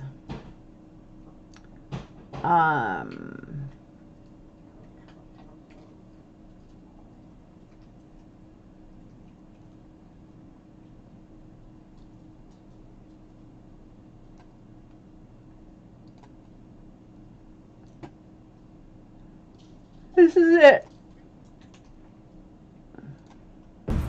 Gilgo Beach on the south shore of Long. I honestly did not think I'd be able to find it this fast. But you guys have to see this interview. This doctor, oh my God. If this doesn't scream guilty, I don't know what does. Like, for real. Yeah, I never heard that one before either. What about all the other girls? And then he fakes a heart attack. Why? Why? Just why? Yo, he's cute. He could talk to me all day. So yeah, that, you can't make this stuff up, Robin. I totally agree. Totally agree. Joseph Brewer lived. Yeah, but how was the doctor involved then? I forgot. How was Hackett involved? And why was she suing Hackett then if it was Brewer? Wasn't Brewer the neighbor she went to? The neighbor that you hear saying, "Where are you going?" But wasn't it originally Mike and Hackett? Oh, he's way better looking than JB. Wasn't it Brewer and Hackett? I mean, Mike and Hackett and Brewer's the house she ran to? I'm pretty sure that's what it was. Oh, you never saw that, Scorpio? Yeah, that was a couple of years ago. PMSL? What's that?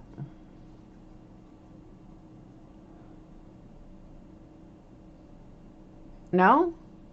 So then why was Hackett being sued?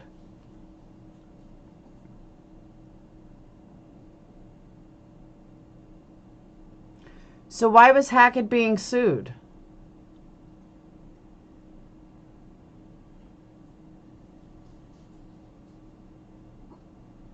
How come Joseph Brewer wasn't being sued? Why was Hackett being sued?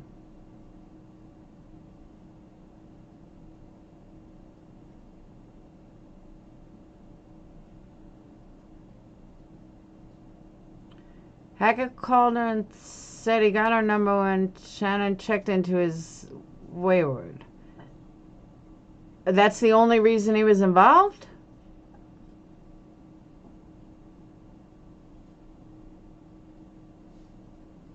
Oh, pissing myself laughing. Yeah, I know Hackett called the family, but I thought there was more to it. Not as much as this guy is pretty cute. Oh, okay. He lived. All right. I couldn't remember. It's been a long time.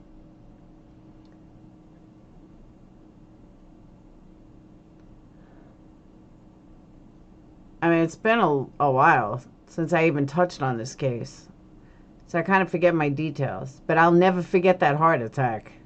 That fake-ass heart attack when I asked about other girls. But again, it makes you wonder. Did the Long Island serial killer act alone? I don't think so. Maybe Hackett was involved with some of the other girls. Maybe Shannon knew there were other girls.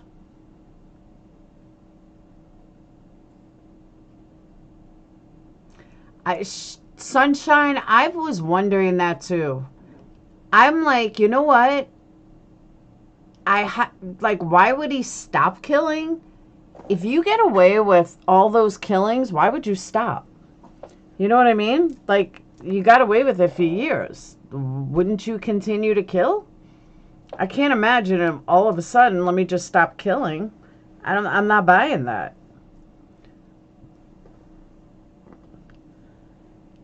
I think Hackett was. Huh. I absolutely think Hackett was involved. How else would he know that she was missing? They didn't find her for 19 months.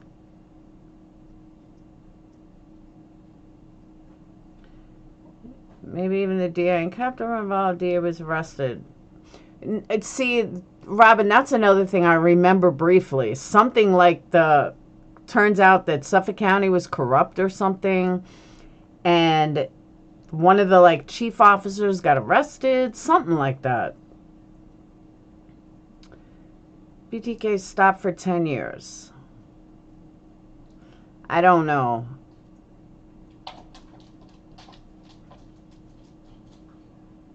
I mean, he obviously did stop, or he just didn't get caught.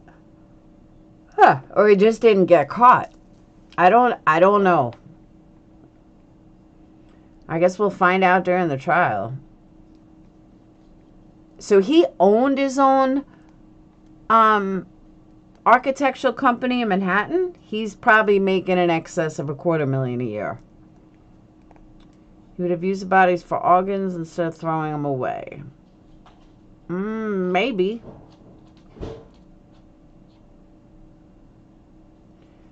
But I don't know. I just have this feeling that Rex is going to announce that somebody else was involved. I know Hackett lives directly south of where her stuff in the body was found, but they didn't find her for 19 months. So he called the mom 2 days later. Could be change his dumping ground. But the original dumping ground was close to his house, which according to him, I mean, according to what we know about serial killers, they're going to keep it close to home. Maybe he almost got caught with that 911 call and he quit after that. Maybe. But he called the mom. That's what I'm saying. He called the mom like 2 days later. Oh, it's right here.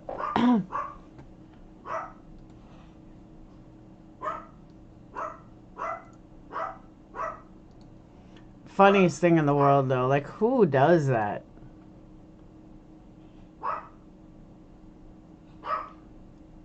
Who suddenly clutches his chest and falls to the ground.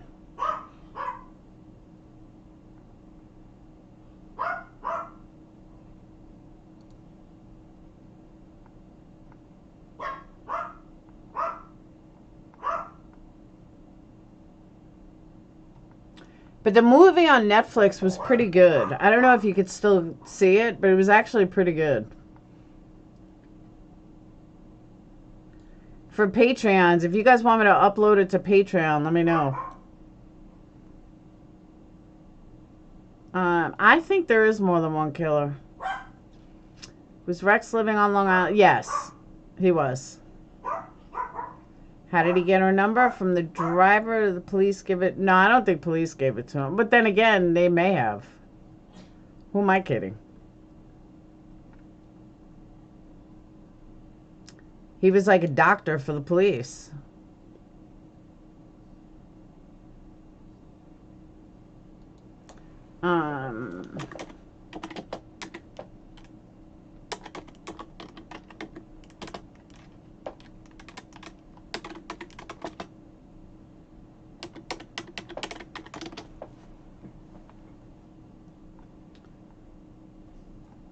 Oh, here's some more info.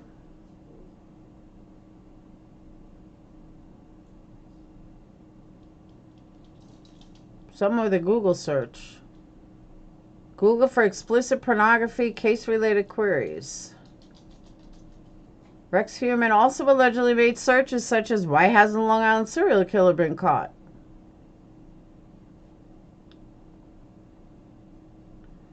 Thousands of explicit Google searches for child porn and other disturbing media. Heuermann is charged with 6 counts of murder, 1 count for first-degree murder, and 1 count of second-degree murder for each victim. Those victims have been identified: Melissa, Megan, and Amber. He's pled not guilty. Tied to at least 11 murders after New York authorities discovered 11 sets of human remains. He looks like the guy next door.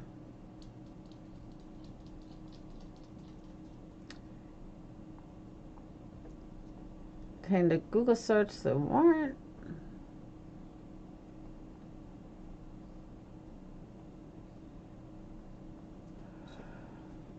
Oh. Alright. Defendant Heuermann stands before this court, charged by the grand jury. Murder in the first degree, violation of New York State Penal Code, murder in the first, murder in first, murder in second. Based on serious heinous nature of these serial murders, the planning and forethought that went into these crimes, the strength of the people's case, the length of incarceration, the defendant faces upon conviction. All right, this is all blah, blah, blah.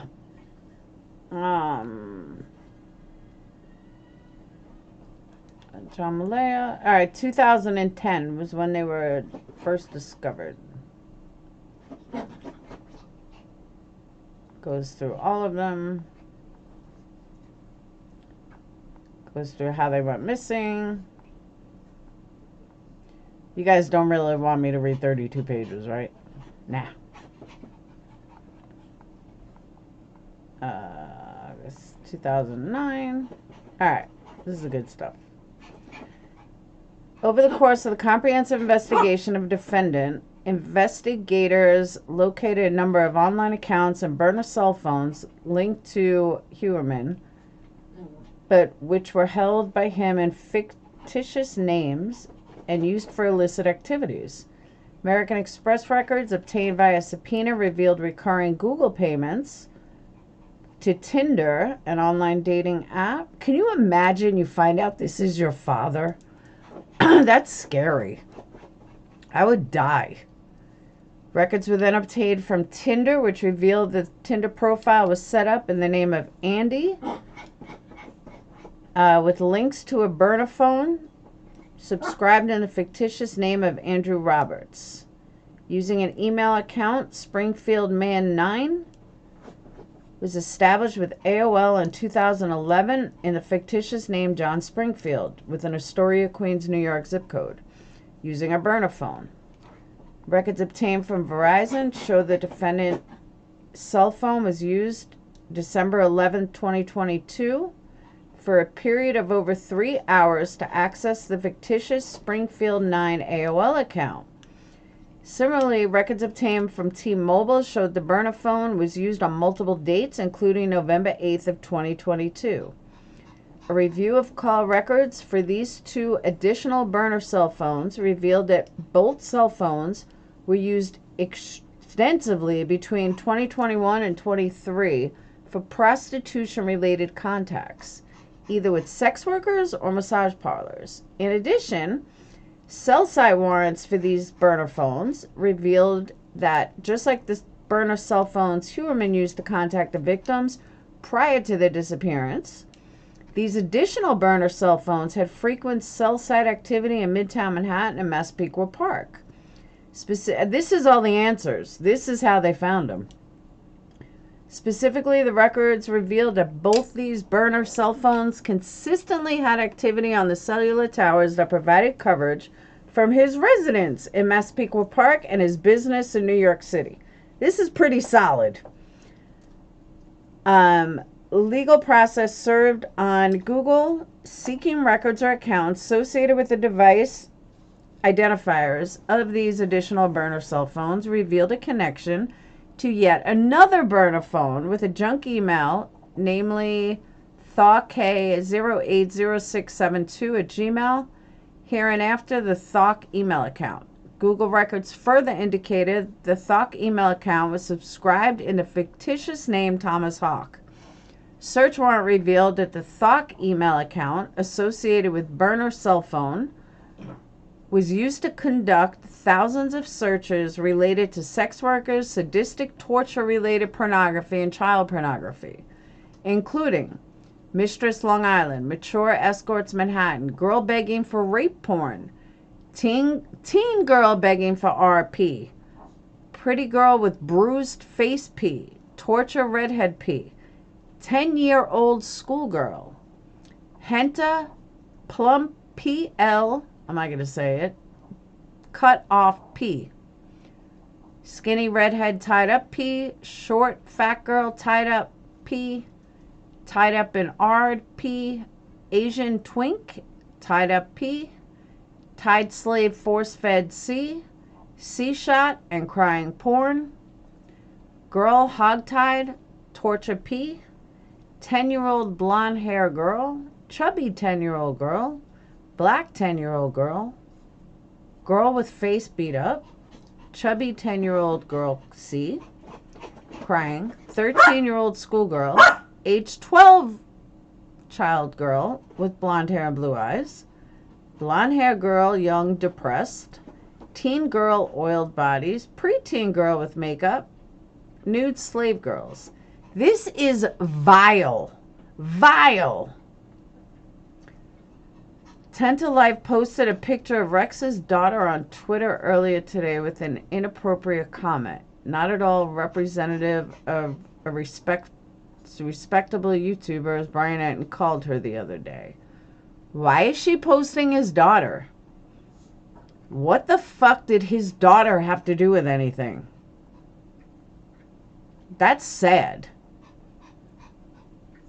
Old janitors, gangbang little schoolgirl, crying girl, painful A, schoolgirl, crying teen porn. Wow. The Thug account was also used to conduct in excess of 200 searches between March 22 and June 23 related to active and known serial killers, the specific disappearances and murders of Maureen Baynard Barnes, Melissa Bethany, Megan Waterman, and Amber Costello, and the investigation into their murders. These searches or articles accessed include but are not limited to. And let me just tell you though, honestly, I've never liked 10 to Life, and I'll never try to hide it.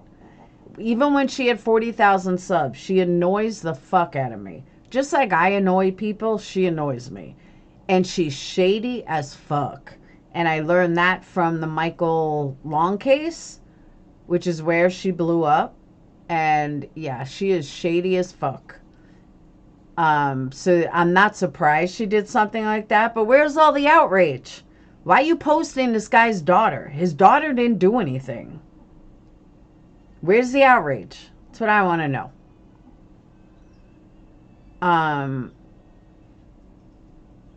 Sock coach left his phone at a restaurant. I don't think so. I wasn't around all day. So if that happened today, no, I don't. Alright. Megan Waterman and Amber Costello and the investigation into their murders. These searches or articles accessed include: why could law enforcement not trace the calls made by the Long Island serial killer? Why hasn't Long Island serial killer been caught? Long Island killer, Long Island serial killer phone call. All right, not for nothing, I have some of these in my search history. Oh, that's another reason, Crystal, that I couldn't stand her. Everything is, oh, I got an inside source. Oh, I have an inside. Bitch, you don't have any fucking inside sources. You make shit up. Yeah, I haven't been around all day, Robin. FBI active serial killers by state, 2023. Map of all known... guys, I have all these, almost all of these in my searches. Unsolved serial killer cases, America's 5 most notorious old cases, 11 current active serial killers, 8 terrifying active serial killers we can't find, Melissa Bartholomew, Maureen Brainerd, Waterman, cops launched Gilgo Beach, mapping the Long Island killer, inside the mind, in Long Island serial killer investigation, new phone technology may be the key. The Thug email account was also used to search a number of podcasts and documentaries regarding the investigation, as well as repeatedly viewing hundreds of images depicting the murdered victims and members of their immediate family. Significantly, defendant Heuermann also searched and viewed articles concerning the very task force that was investigating him. Search warrant conducted a fictitious Springfield man AOL account further revealed selfie photographs that appear to have been taken by defendant Rex Heuermann of himself and sent to other persons to solicit or arrange sexual activity, further linking Heuermann to the fictitious email accounts in the burner cell phone. Defendant Rex further linked to a burner phone because on May 19th of 2023, it was observed by law enforcement via video and surveillance, Midtown Manhattan, purchased additional minutes that were added to the cell phone.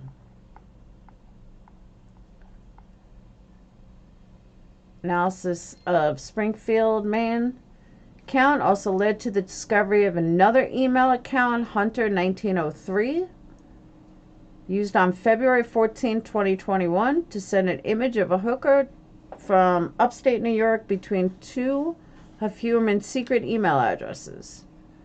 Further investigation revealed that Hunter, Google's account, was created February 14, 2021, using burner cell phone as the user's phone number and SMS recovery number, and subscribed in the fictitious name Andy Roberts, the same fake name linked to the target Tinder profile, as well as the same alias utilized by defendant Heuermann in communications with numerous potential sex partners responding to his advertisements. Now, here's my question. Did they contact all the people that he contacted in order to find out if they were still alive? I mean, this might tell us, I don't know, but I really hope they did. Because it sounds to me like he could have hid them somewhere in New York City or upstate New York. I think you were reading almost everyone in chat's Google hit. I know, right?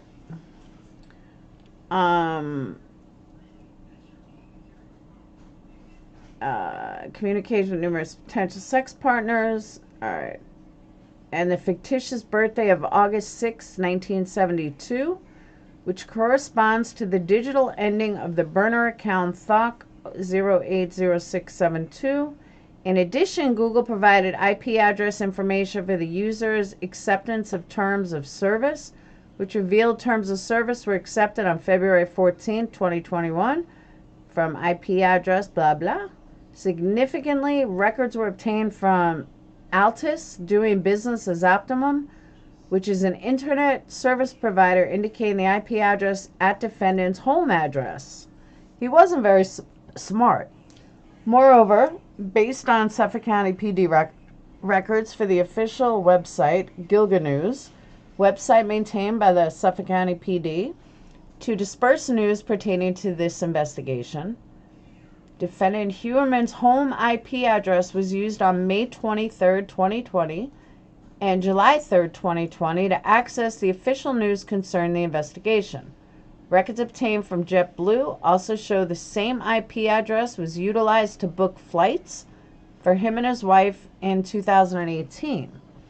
When analyzing usage of all the devices and accounts used by Heuermann, there appears to be a clear pattern where Heuermann used burner phones and burner junk email to, one, contact sex workers and sex partners to conduct extensive searches related to sex and prostitution, violent, sadistic, and child porn, and three, seek online information about the authorities investigating his crimes. These burner cell phones and email accounts with fictitious identities were used in an effort to conceal his true identity, but he showed his picture.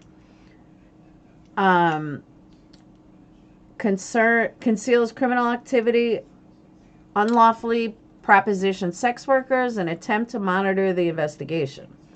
DNA analysis of hairs recovered from the examination of the victims' bodies. During the course of this investigation, each of the 4 victims' bodies were examined by a forensic scientist in Suffolk County Crime Lab, which revealed Maureen Barnes had been left restrained by 3 leather belts, one of which was utilized to tie Barnes' feet, ankle, and legs together. During the examination of the belts, a female human hair was recovered from the buckle of one of the belts by the Suffolk County Crime Lab. Female hair on Barnes. On or about December 18th of 2010, this hair and was able to determine it corresponded to a Caucasian head hair fragment. Though this hair was not suitable for nuclear DNA profiling at that time, it was subsequently submitted for further DNA analysis.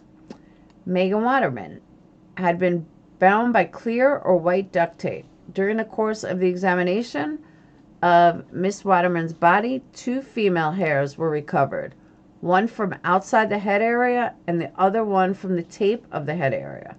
Both hairs were recovered in the vicinity of Miss Waterman's head. 2 female hairs on Waterman. Examination by the SCL indicated that 2 female hairs on Waterman exhibited Caucasian European characteristics, but were unsuitable for further DNA testing at that time. The 2 female hairs on Waterman was subsequently submitted for further DNA testing. Amber Castillo, examination of the body revealed that she appeared to have been bound by 3 pieces of clear or white duct tape. During the course of the investigation, Miss Castillo's body, a female human hair was recovered, specifically on a piece of tape inside of the burlap wrapping in the vicinity of Castillo's head. Female hair on Castillo. Subsequent examination of the female hair on Castillo led to the determination that it had Caucasian European characteristics. However, it was unsuitable for further DNA testing at that time.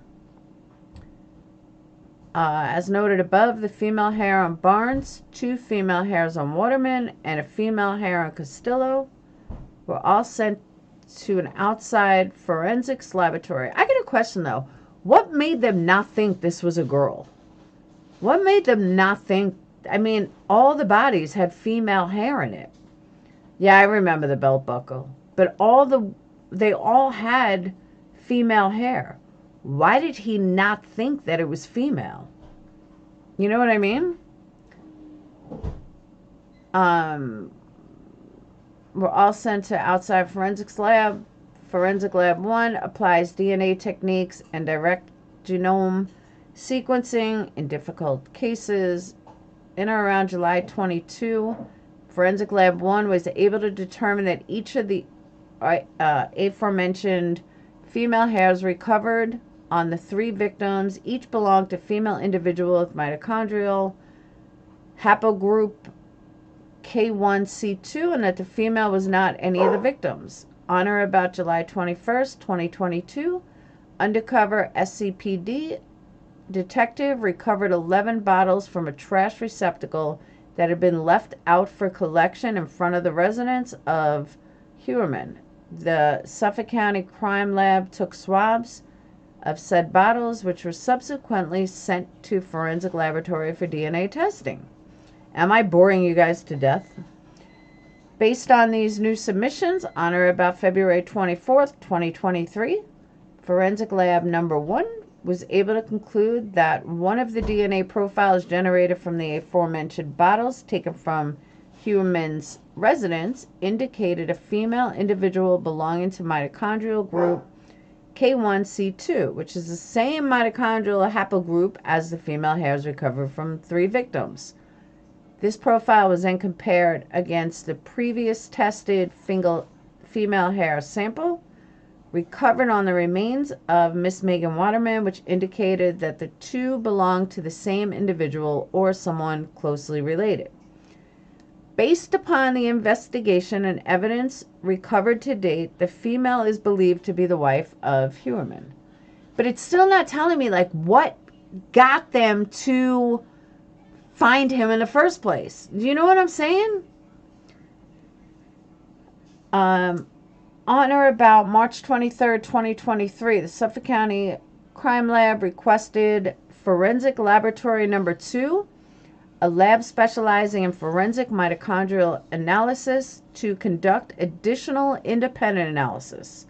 On or about June 12, 2023, Forensic Laboratory 2 issued a report concluding that the DNA sample from the female recovered from the bottles outside the residence of Heuermann, and the female hair on Castillo indicated that the mitochondrial DNA profile are the same at all compared positions common to and between samples, specifically at a rate as per the MPOP database, exclude 99.98% of the North American population from female hair on Castillo. Interesting. All right. Forensic Laboratory number 2 then compared the profile associated with the DNA sample from Heuermann's wife to one of the two aforementioned female hairs recovered on the remains of Miss Waterman, which also resulted in the conclusion that the mitochondrial DNA profile are the same at all compared positions common to and between samples, specifically at a rate that would, as per the MPOP database, exclude 99.69% of the North American population from the hair recovered on Miss Waterman.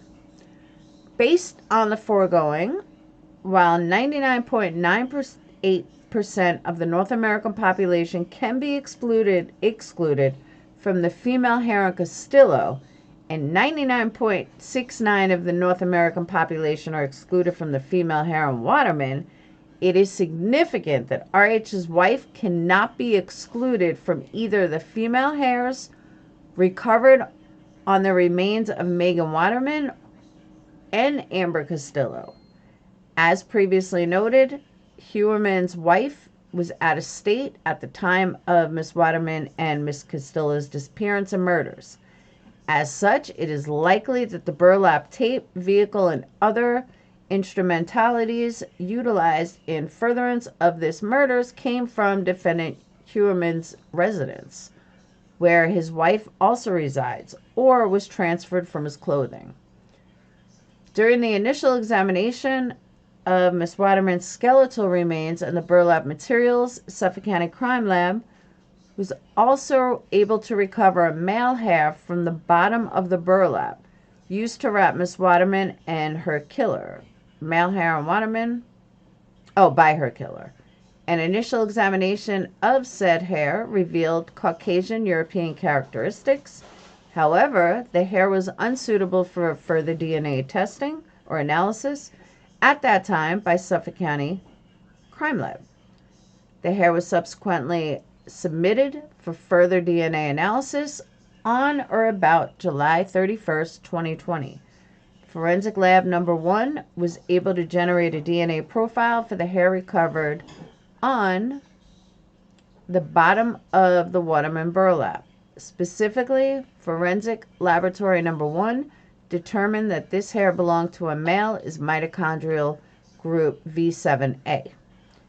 Following discovery of the Chevy Avalanche, which was registered to defendant Heuermann, and the investigation of cellular billing records and other items on or about January 26, 2023, a surveillance team observed and recovered a pizza box thrown by defendant Rex Heuermann into a garbage can located at 385 Fifth Avenue, Manhattan. This pizza box was sent to Suffolk County Crime Lab for analysis, where a swab was taken over from the leftover pizza crust. Always eat pizza crust if you're a murderer. On or about March 23, 2023, Suffolk County Lab sent the swab from the pizza crust abandoned by Heuermann to Forensic Laboratory Number 2. On or about April 28, 2023, a detective hand-delivered from Forensic Laboratory 1 at a portion of male hair on Waterman to Forensic Laboratory Number 2 for testing.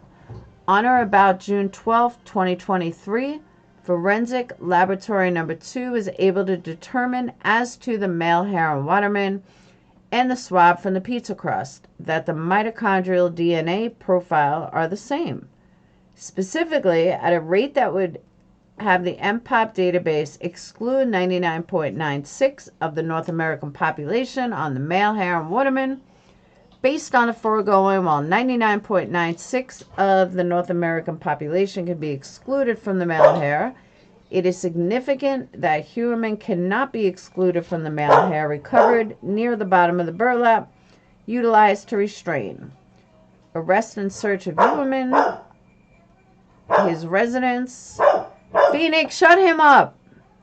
On or about the evening of July 13, 2023, Heuermann was arrested by Suffolk County PO. Searches of his residence as well as other locations are currently ongoing. At the time of his arrest, Heuermann had on his person his burner cell phone, which was linked to the Thok email account, which was used to conduct the online searches described above. Those were the nasty ones. Penalties. If convicted on current charges, he will face multiple sentences of life without parole. Remand without bail is appropriate.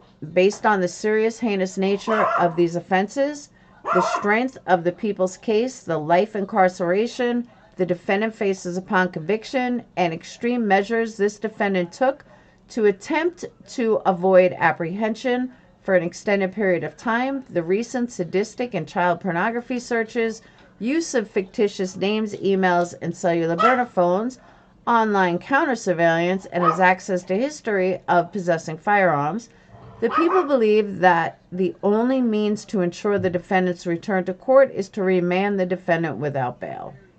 Now, anyone want to take a bet that this never goes to trial because he kills himself? I guarantee you this man's going to kill himself. I'd even put money down that he's going to kill himself. This is not going to go to trial. What? That's what I think. He's got too many charges, too much of an embarrassment to his wife and his kids. I absolutely do not see this going to trial. Not with the child porn and everything. I think he's going to hang himself in jail. Just watch. You shall see. What do you think?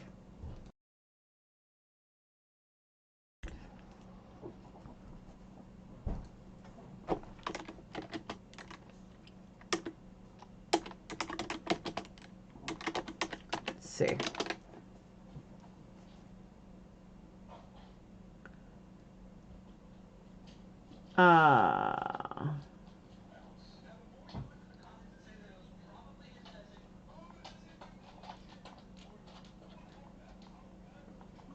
Yeah, there's no pictures of the daughter. Emmy nominations for Netflix Dahmer.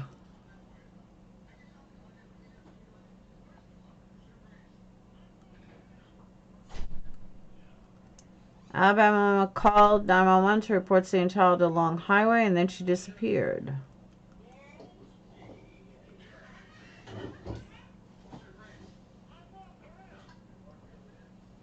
I don't know. I just think he's going to kill himself. Everyone keeps telling me about this today.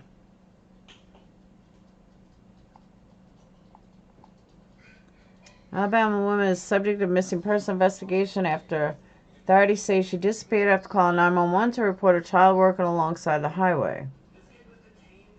Contact 911 at 9:34 p.m. on Thursday and reported seeing a toddler walking on the side of I-459 South.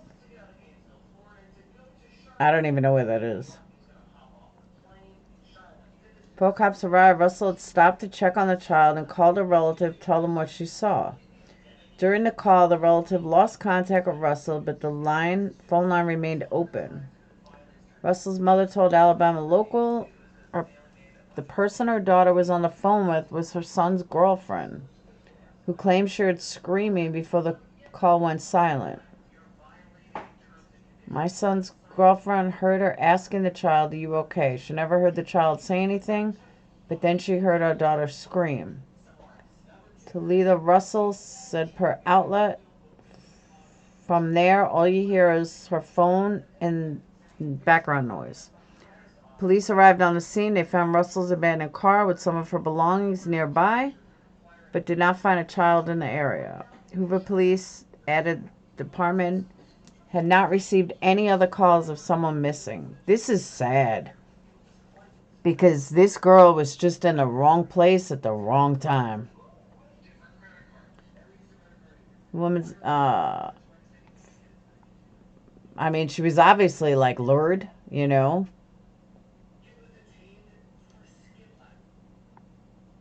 Black female, 5'4", 150 to 160. Last seen wearing a black shirt, black pants, white Nikes. That's sad. Because you know what happened. I mean, she was obviously killed.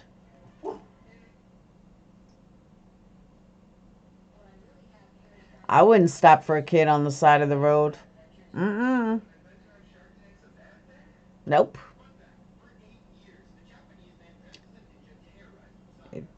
Nope.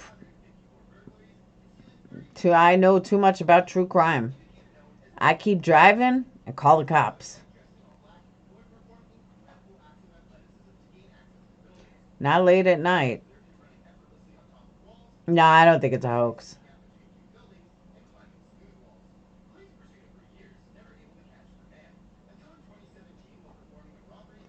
That's crazy, though. Police got that. Yeah, no sign of her. I think she was lured. I think someone used the kid to grab her.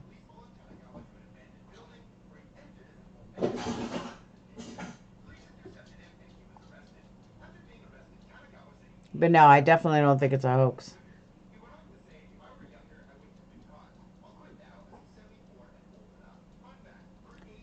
They found her wig, so she has cornrows in her natural hair. Oh, they did find her wig?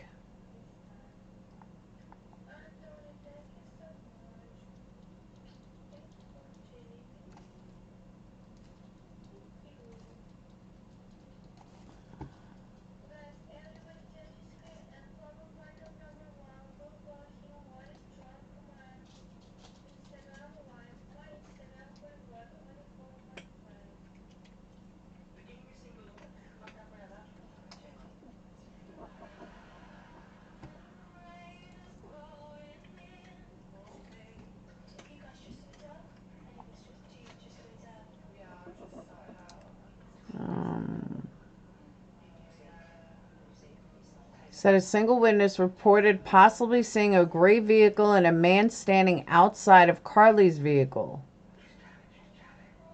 No piece of information is too small.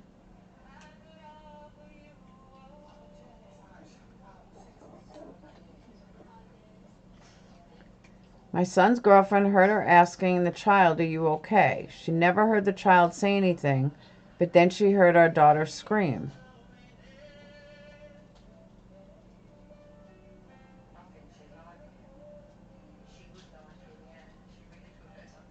Yeah, I don't even know where 459 is.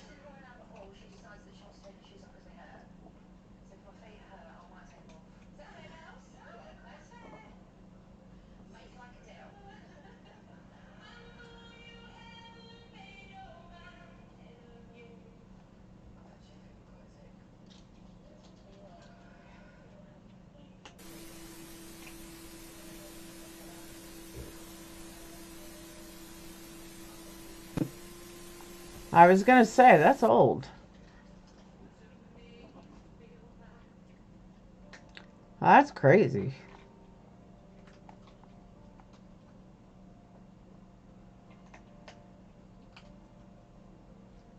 Hey, Phil.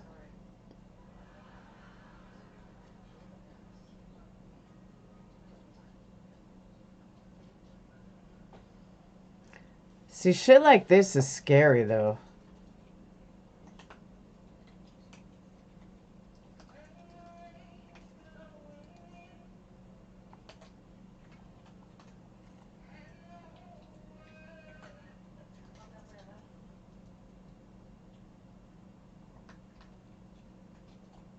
Hey, Phoenix. What? Come here.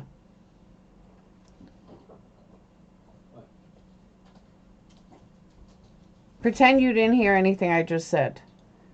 You're driving down the road. It's 9:30 at night. Mm-hmm. You see a kid on the side of the road. Do you stop? No. Why? And I won't stop for anyone. All right, there you go. Why? How about you get someone, it's 12 o'clock at night, and you're driving home, and you see lights behind you, but it's not a cop car. What do you do? I just keep driving. Where do you drive to? Just keep driving. Where do you drive to? Home. No. I would tell you to drive to a police station, but it's pointless here. What do you mean, like? You drive to a hospital. You drive somewhere where. What do you mean? There's cops. Like there's like a siren's going off, but it's not a cop car, or is it like just like a bright? Bright. Sometimes they have a light, but you know it's not a cop car. It could be an undercover, you always drive somewhere like a hospital where there's always a cop watching. You drive right up to the front of the hospital. But like, what do you mean by like? Because you're always I getting. would tell you, normally you go to police station, but they wouldn't see it You here. always have a car behind you while driving. Yeah, if like you're on a highway or something. Yeah. Alright, just checking. Make sure you're good. She got lured by a kid. Yep. Who got lured by a kid? What? Who got lured? Some chick in a Hoover. Is Alabama woman vanished Thursday night after stopping to help a toddler. She spotted wandering along a busy highway.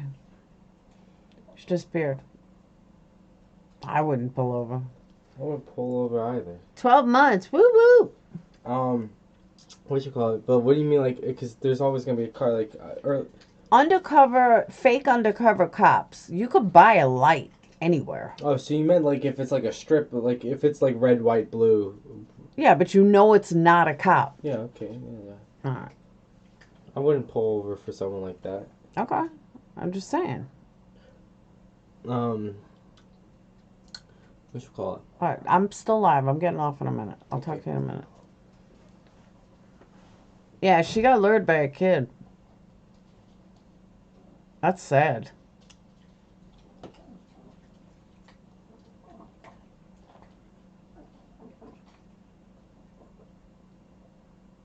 I wouldn't stop though. I'd keep driving.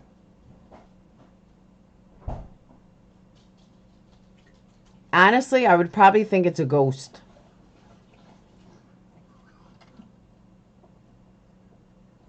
Call 911. I asked them if LE officer is behind you. That's true too. But I've always told the kids, do not stop. I don't care if it's 1 o'clock in the morning. If there's a cop behind you, you drive somewhere where you can see that cop car. Hey, Aussie. But I'm a wussy like that.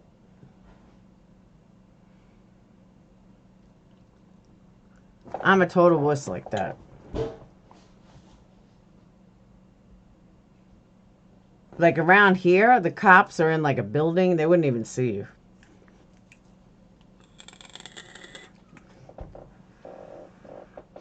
I would have a hard time not stopping for a kid. My brain would say, no, not at night though. On a highway? A toddler? Nah. There's no way a toddler would be walking on a highway.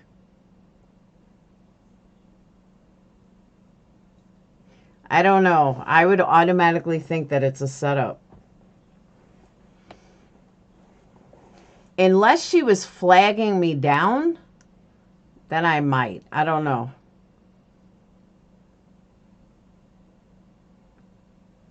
But unfortunately, I don't think this woman is still alive.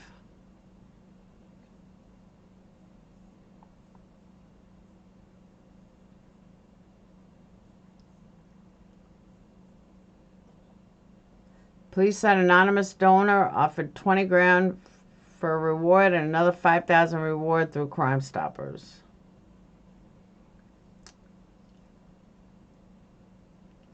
Investigators are not committing to any theory. I hope they find this person. I really do. Hoover's not that far from me. I mean, it's not anywhere I go, but it's only a few hours. I think it's like 2 hours.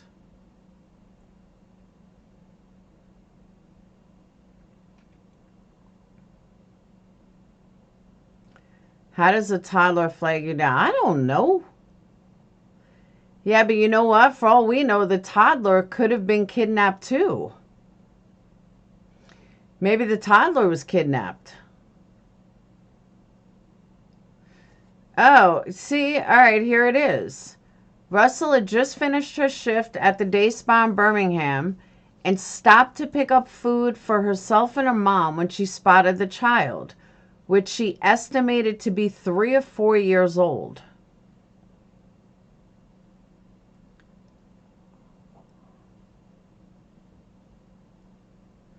I don't know. If I saw a 3 or 4 year old on the side of the road at night, yeah, I probably would stop.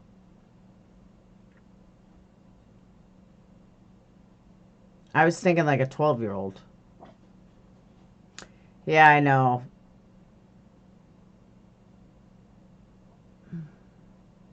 But why did 911 stay on the phone with her? Her car door was open, the engine was running, and they found her phone on the ground, along with her wig and her hat. Her purse was still in the car, Apple Watch was in her purse, and her AirPods as well. Yeah, they used that kid to lure her. Now, they're not going to traffic a 25-year-old.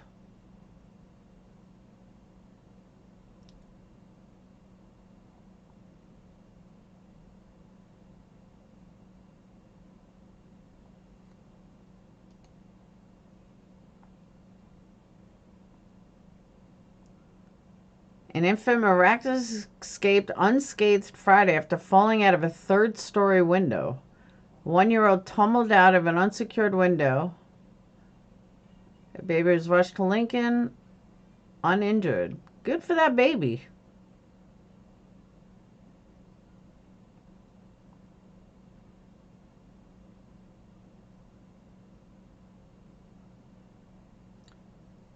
Three follow the latest in the string in the city. Wow.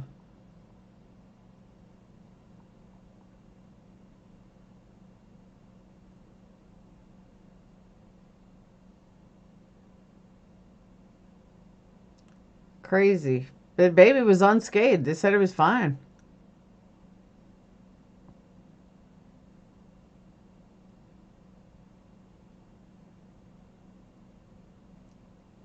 Four-year-old boy dead after fall from New York City window. Girl 3 fighting for her life after falling 6 stories.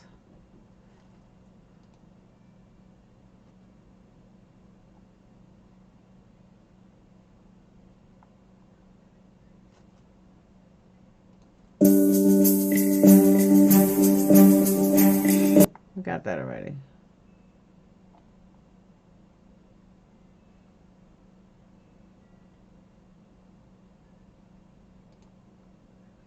Oh, what a dumbass.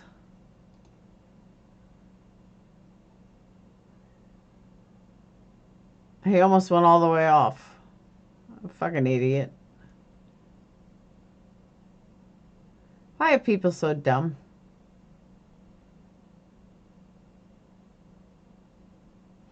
Can you imagine that, though? He literally almost slid right off.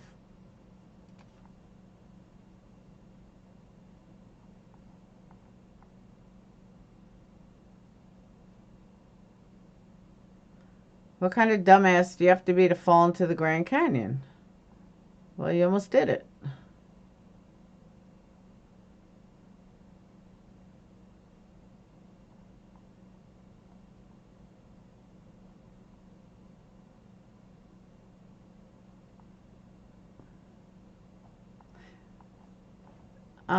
Yeah, you guys hear about, yeah, I showed it last night. Robert De Niro's grandson died.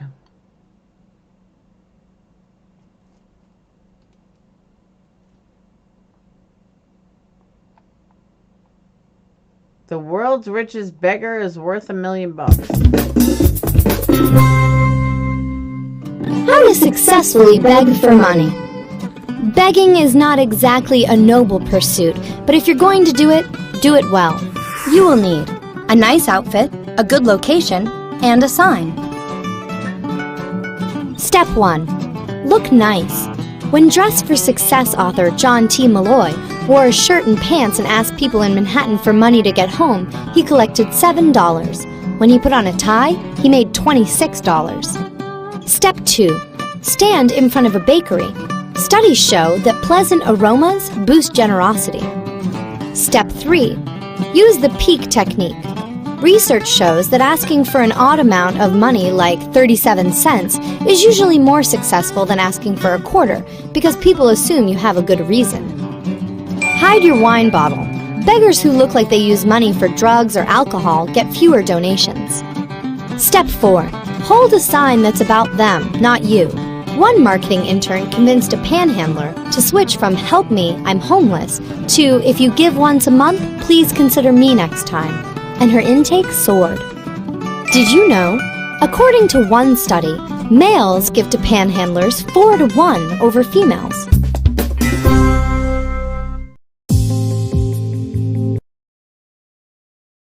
There you go. You heard it here first. Facts that you just didn't know. Zona tiene signos vitales.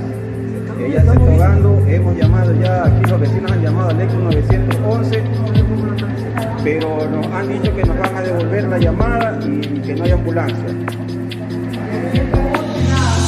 I gotta test this out.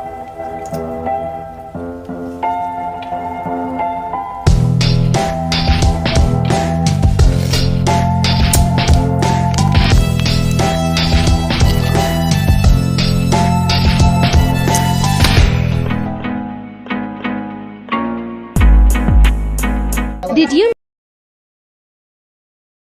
Ew.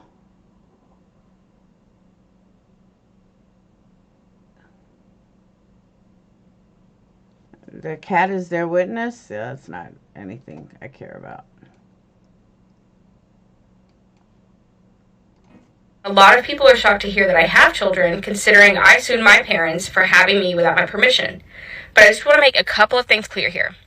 So, my parents that I sued, they contributed to, conceiving me, and my mother that raised me, she gave birth to me, and that's why I sued them, because I did not consent to being here.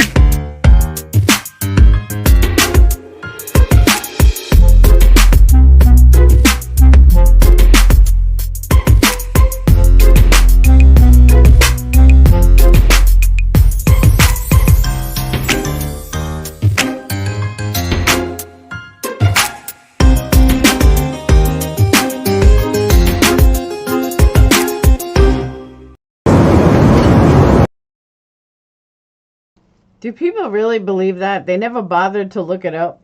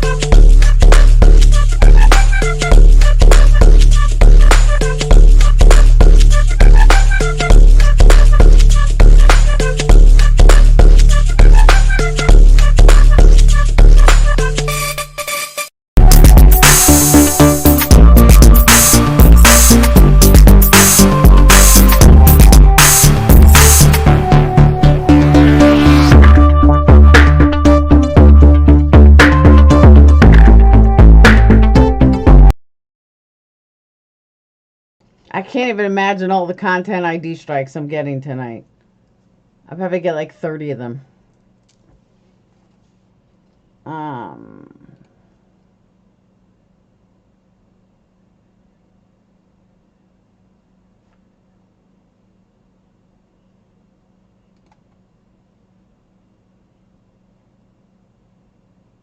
Ah, puppy.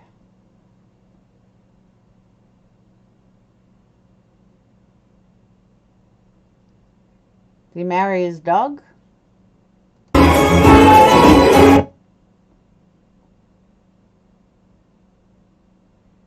He looks drunk.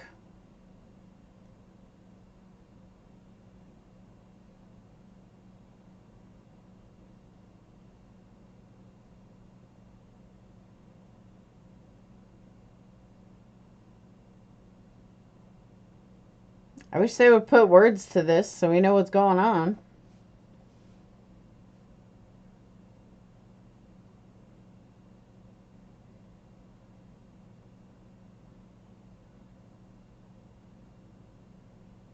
Did he marry his dog?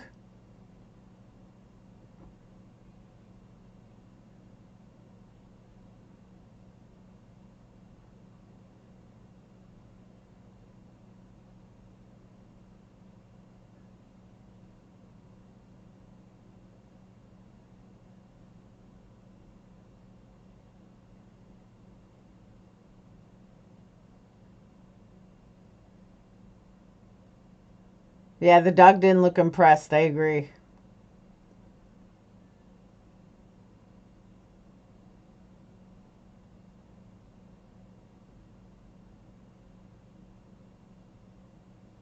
What?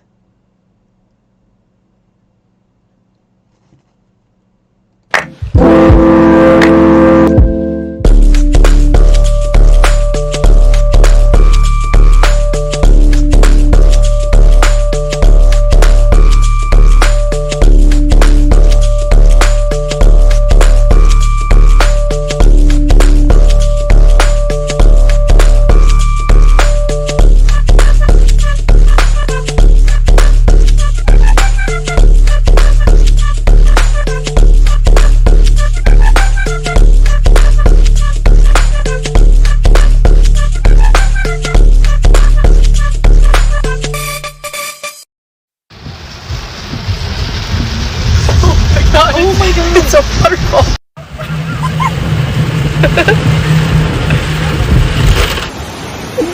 Oh god, wait, what I gotta is get my touching phone. my feet? I gotta get my phone open. Oh my god, ew, ew, oh god. I feel like a shark is gonna attack me. I don't know. I can't even get a video of my phone. It's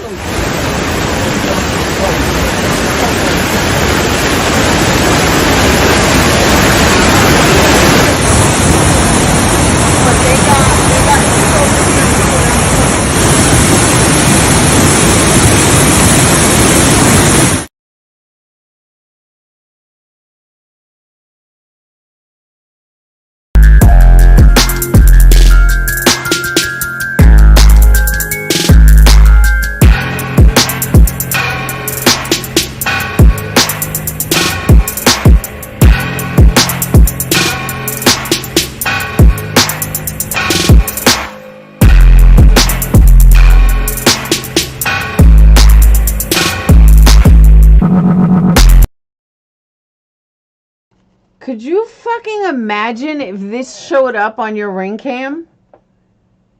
That two naked women are eating the body of a caucus? Could you imagine? I don't know if she was kissing it, smelling it, or eating it, but to touch a decaying caucus like that makes me feel sick. I don't know what the heck was up with that. It really freaked us out. It's not something you see every day. A lot of people mention skinwalkers and wendigos. Like, what the hell? Could you imagine?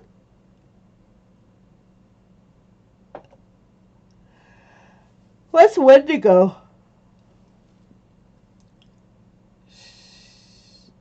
The authorities hopes the bizarre event was a prank. That's crazy. The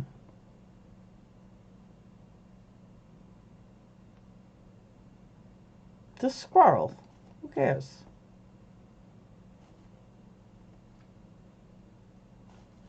We did this one already.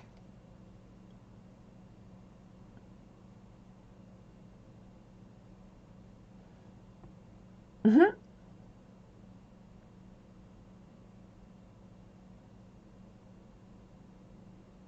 I always wanted a Samoyed dog. I was going to name him Snowball. The Fluffball boasts 916,000 TikTok followers. Look how cute his ears are.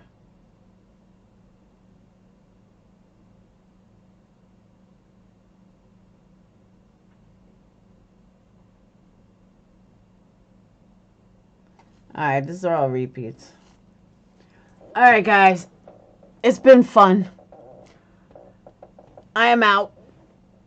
I am tired. Oh.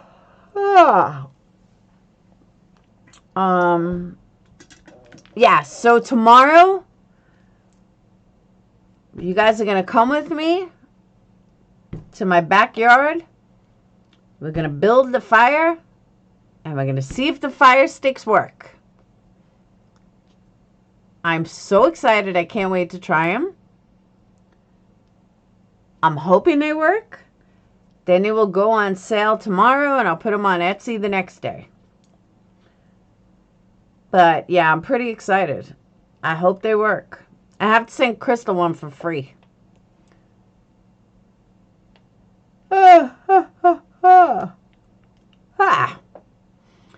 So I will see you guys tomorrow when I wake up. And we'll see how the fire goes. Oh, I hope it works. Because I have so much pine and stuff I got to use. Yeah, I think I'm going to make the pine shorter, though. Use a little more colors. I got big plans for them. We just got to make sure they work. Honestly, I don't see why they wouldn't work. Play the video of the book real quick. What book? What book? I'll be live as soon as I wake up tomorrow, Deanna. Nicole, what book?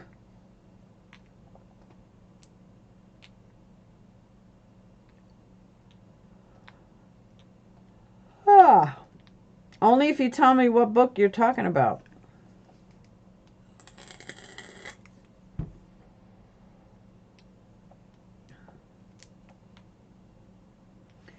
Yeah, I gotta quit doing these 3-hour lives.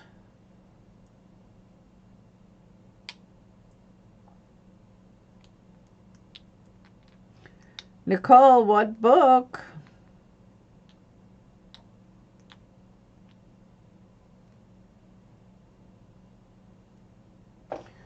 You know, I should be on live chat. I'm not even on live chat. Live chat. Alright.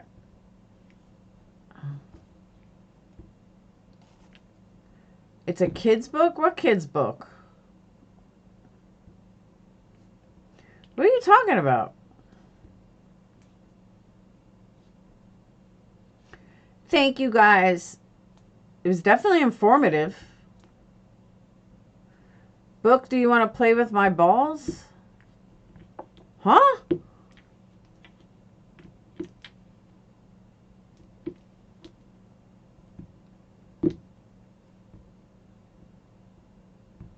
I didn't get many views.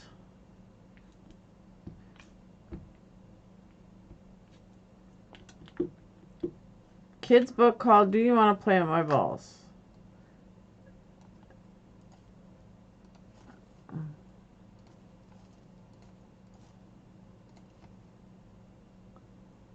Amazon bestseller.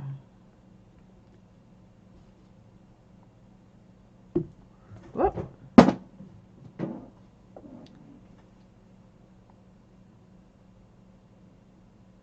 X-Files, Man at Work.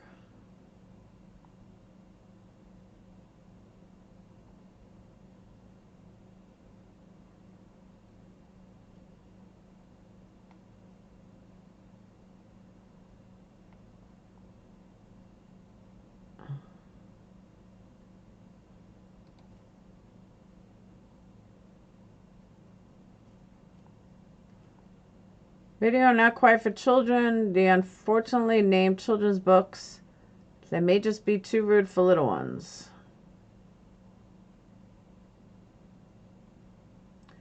Children's book title, Do You Want to Play with My Balls? So sparked outrage among parents.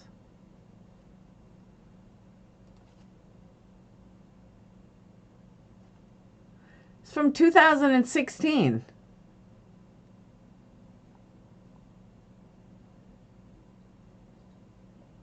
From Why Is Mommy Moaning? Scouts in Bondage.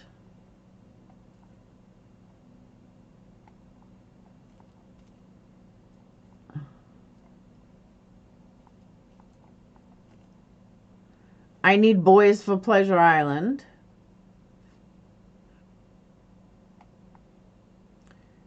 Do you like it in your face? Yes, I like it any place.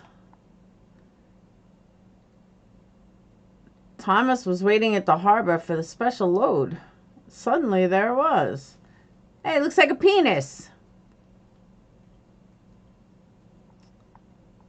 Invisible Dick. Suck it, said Lion. The loneliest hoe in the world. That's me. Turtle sleep. Video cannot be loaded. You guys all have dirty minds.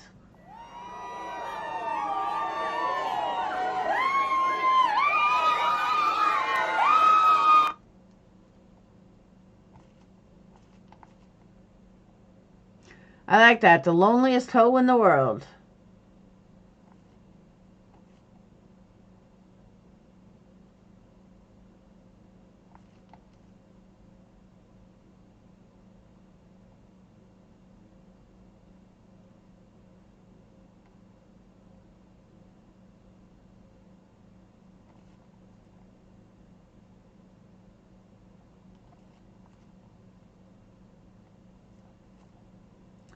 Who gets stuck?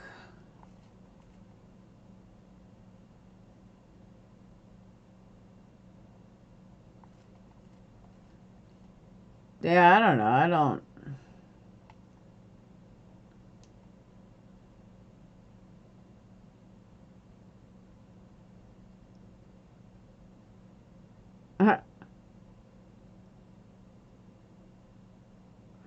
Anti-capitalist. All right, I'm getting off. I will see you beautiful people mañana when I get up. Wish me luck on the fire. Hopefully it works. All right, I will see you guys later. Peace.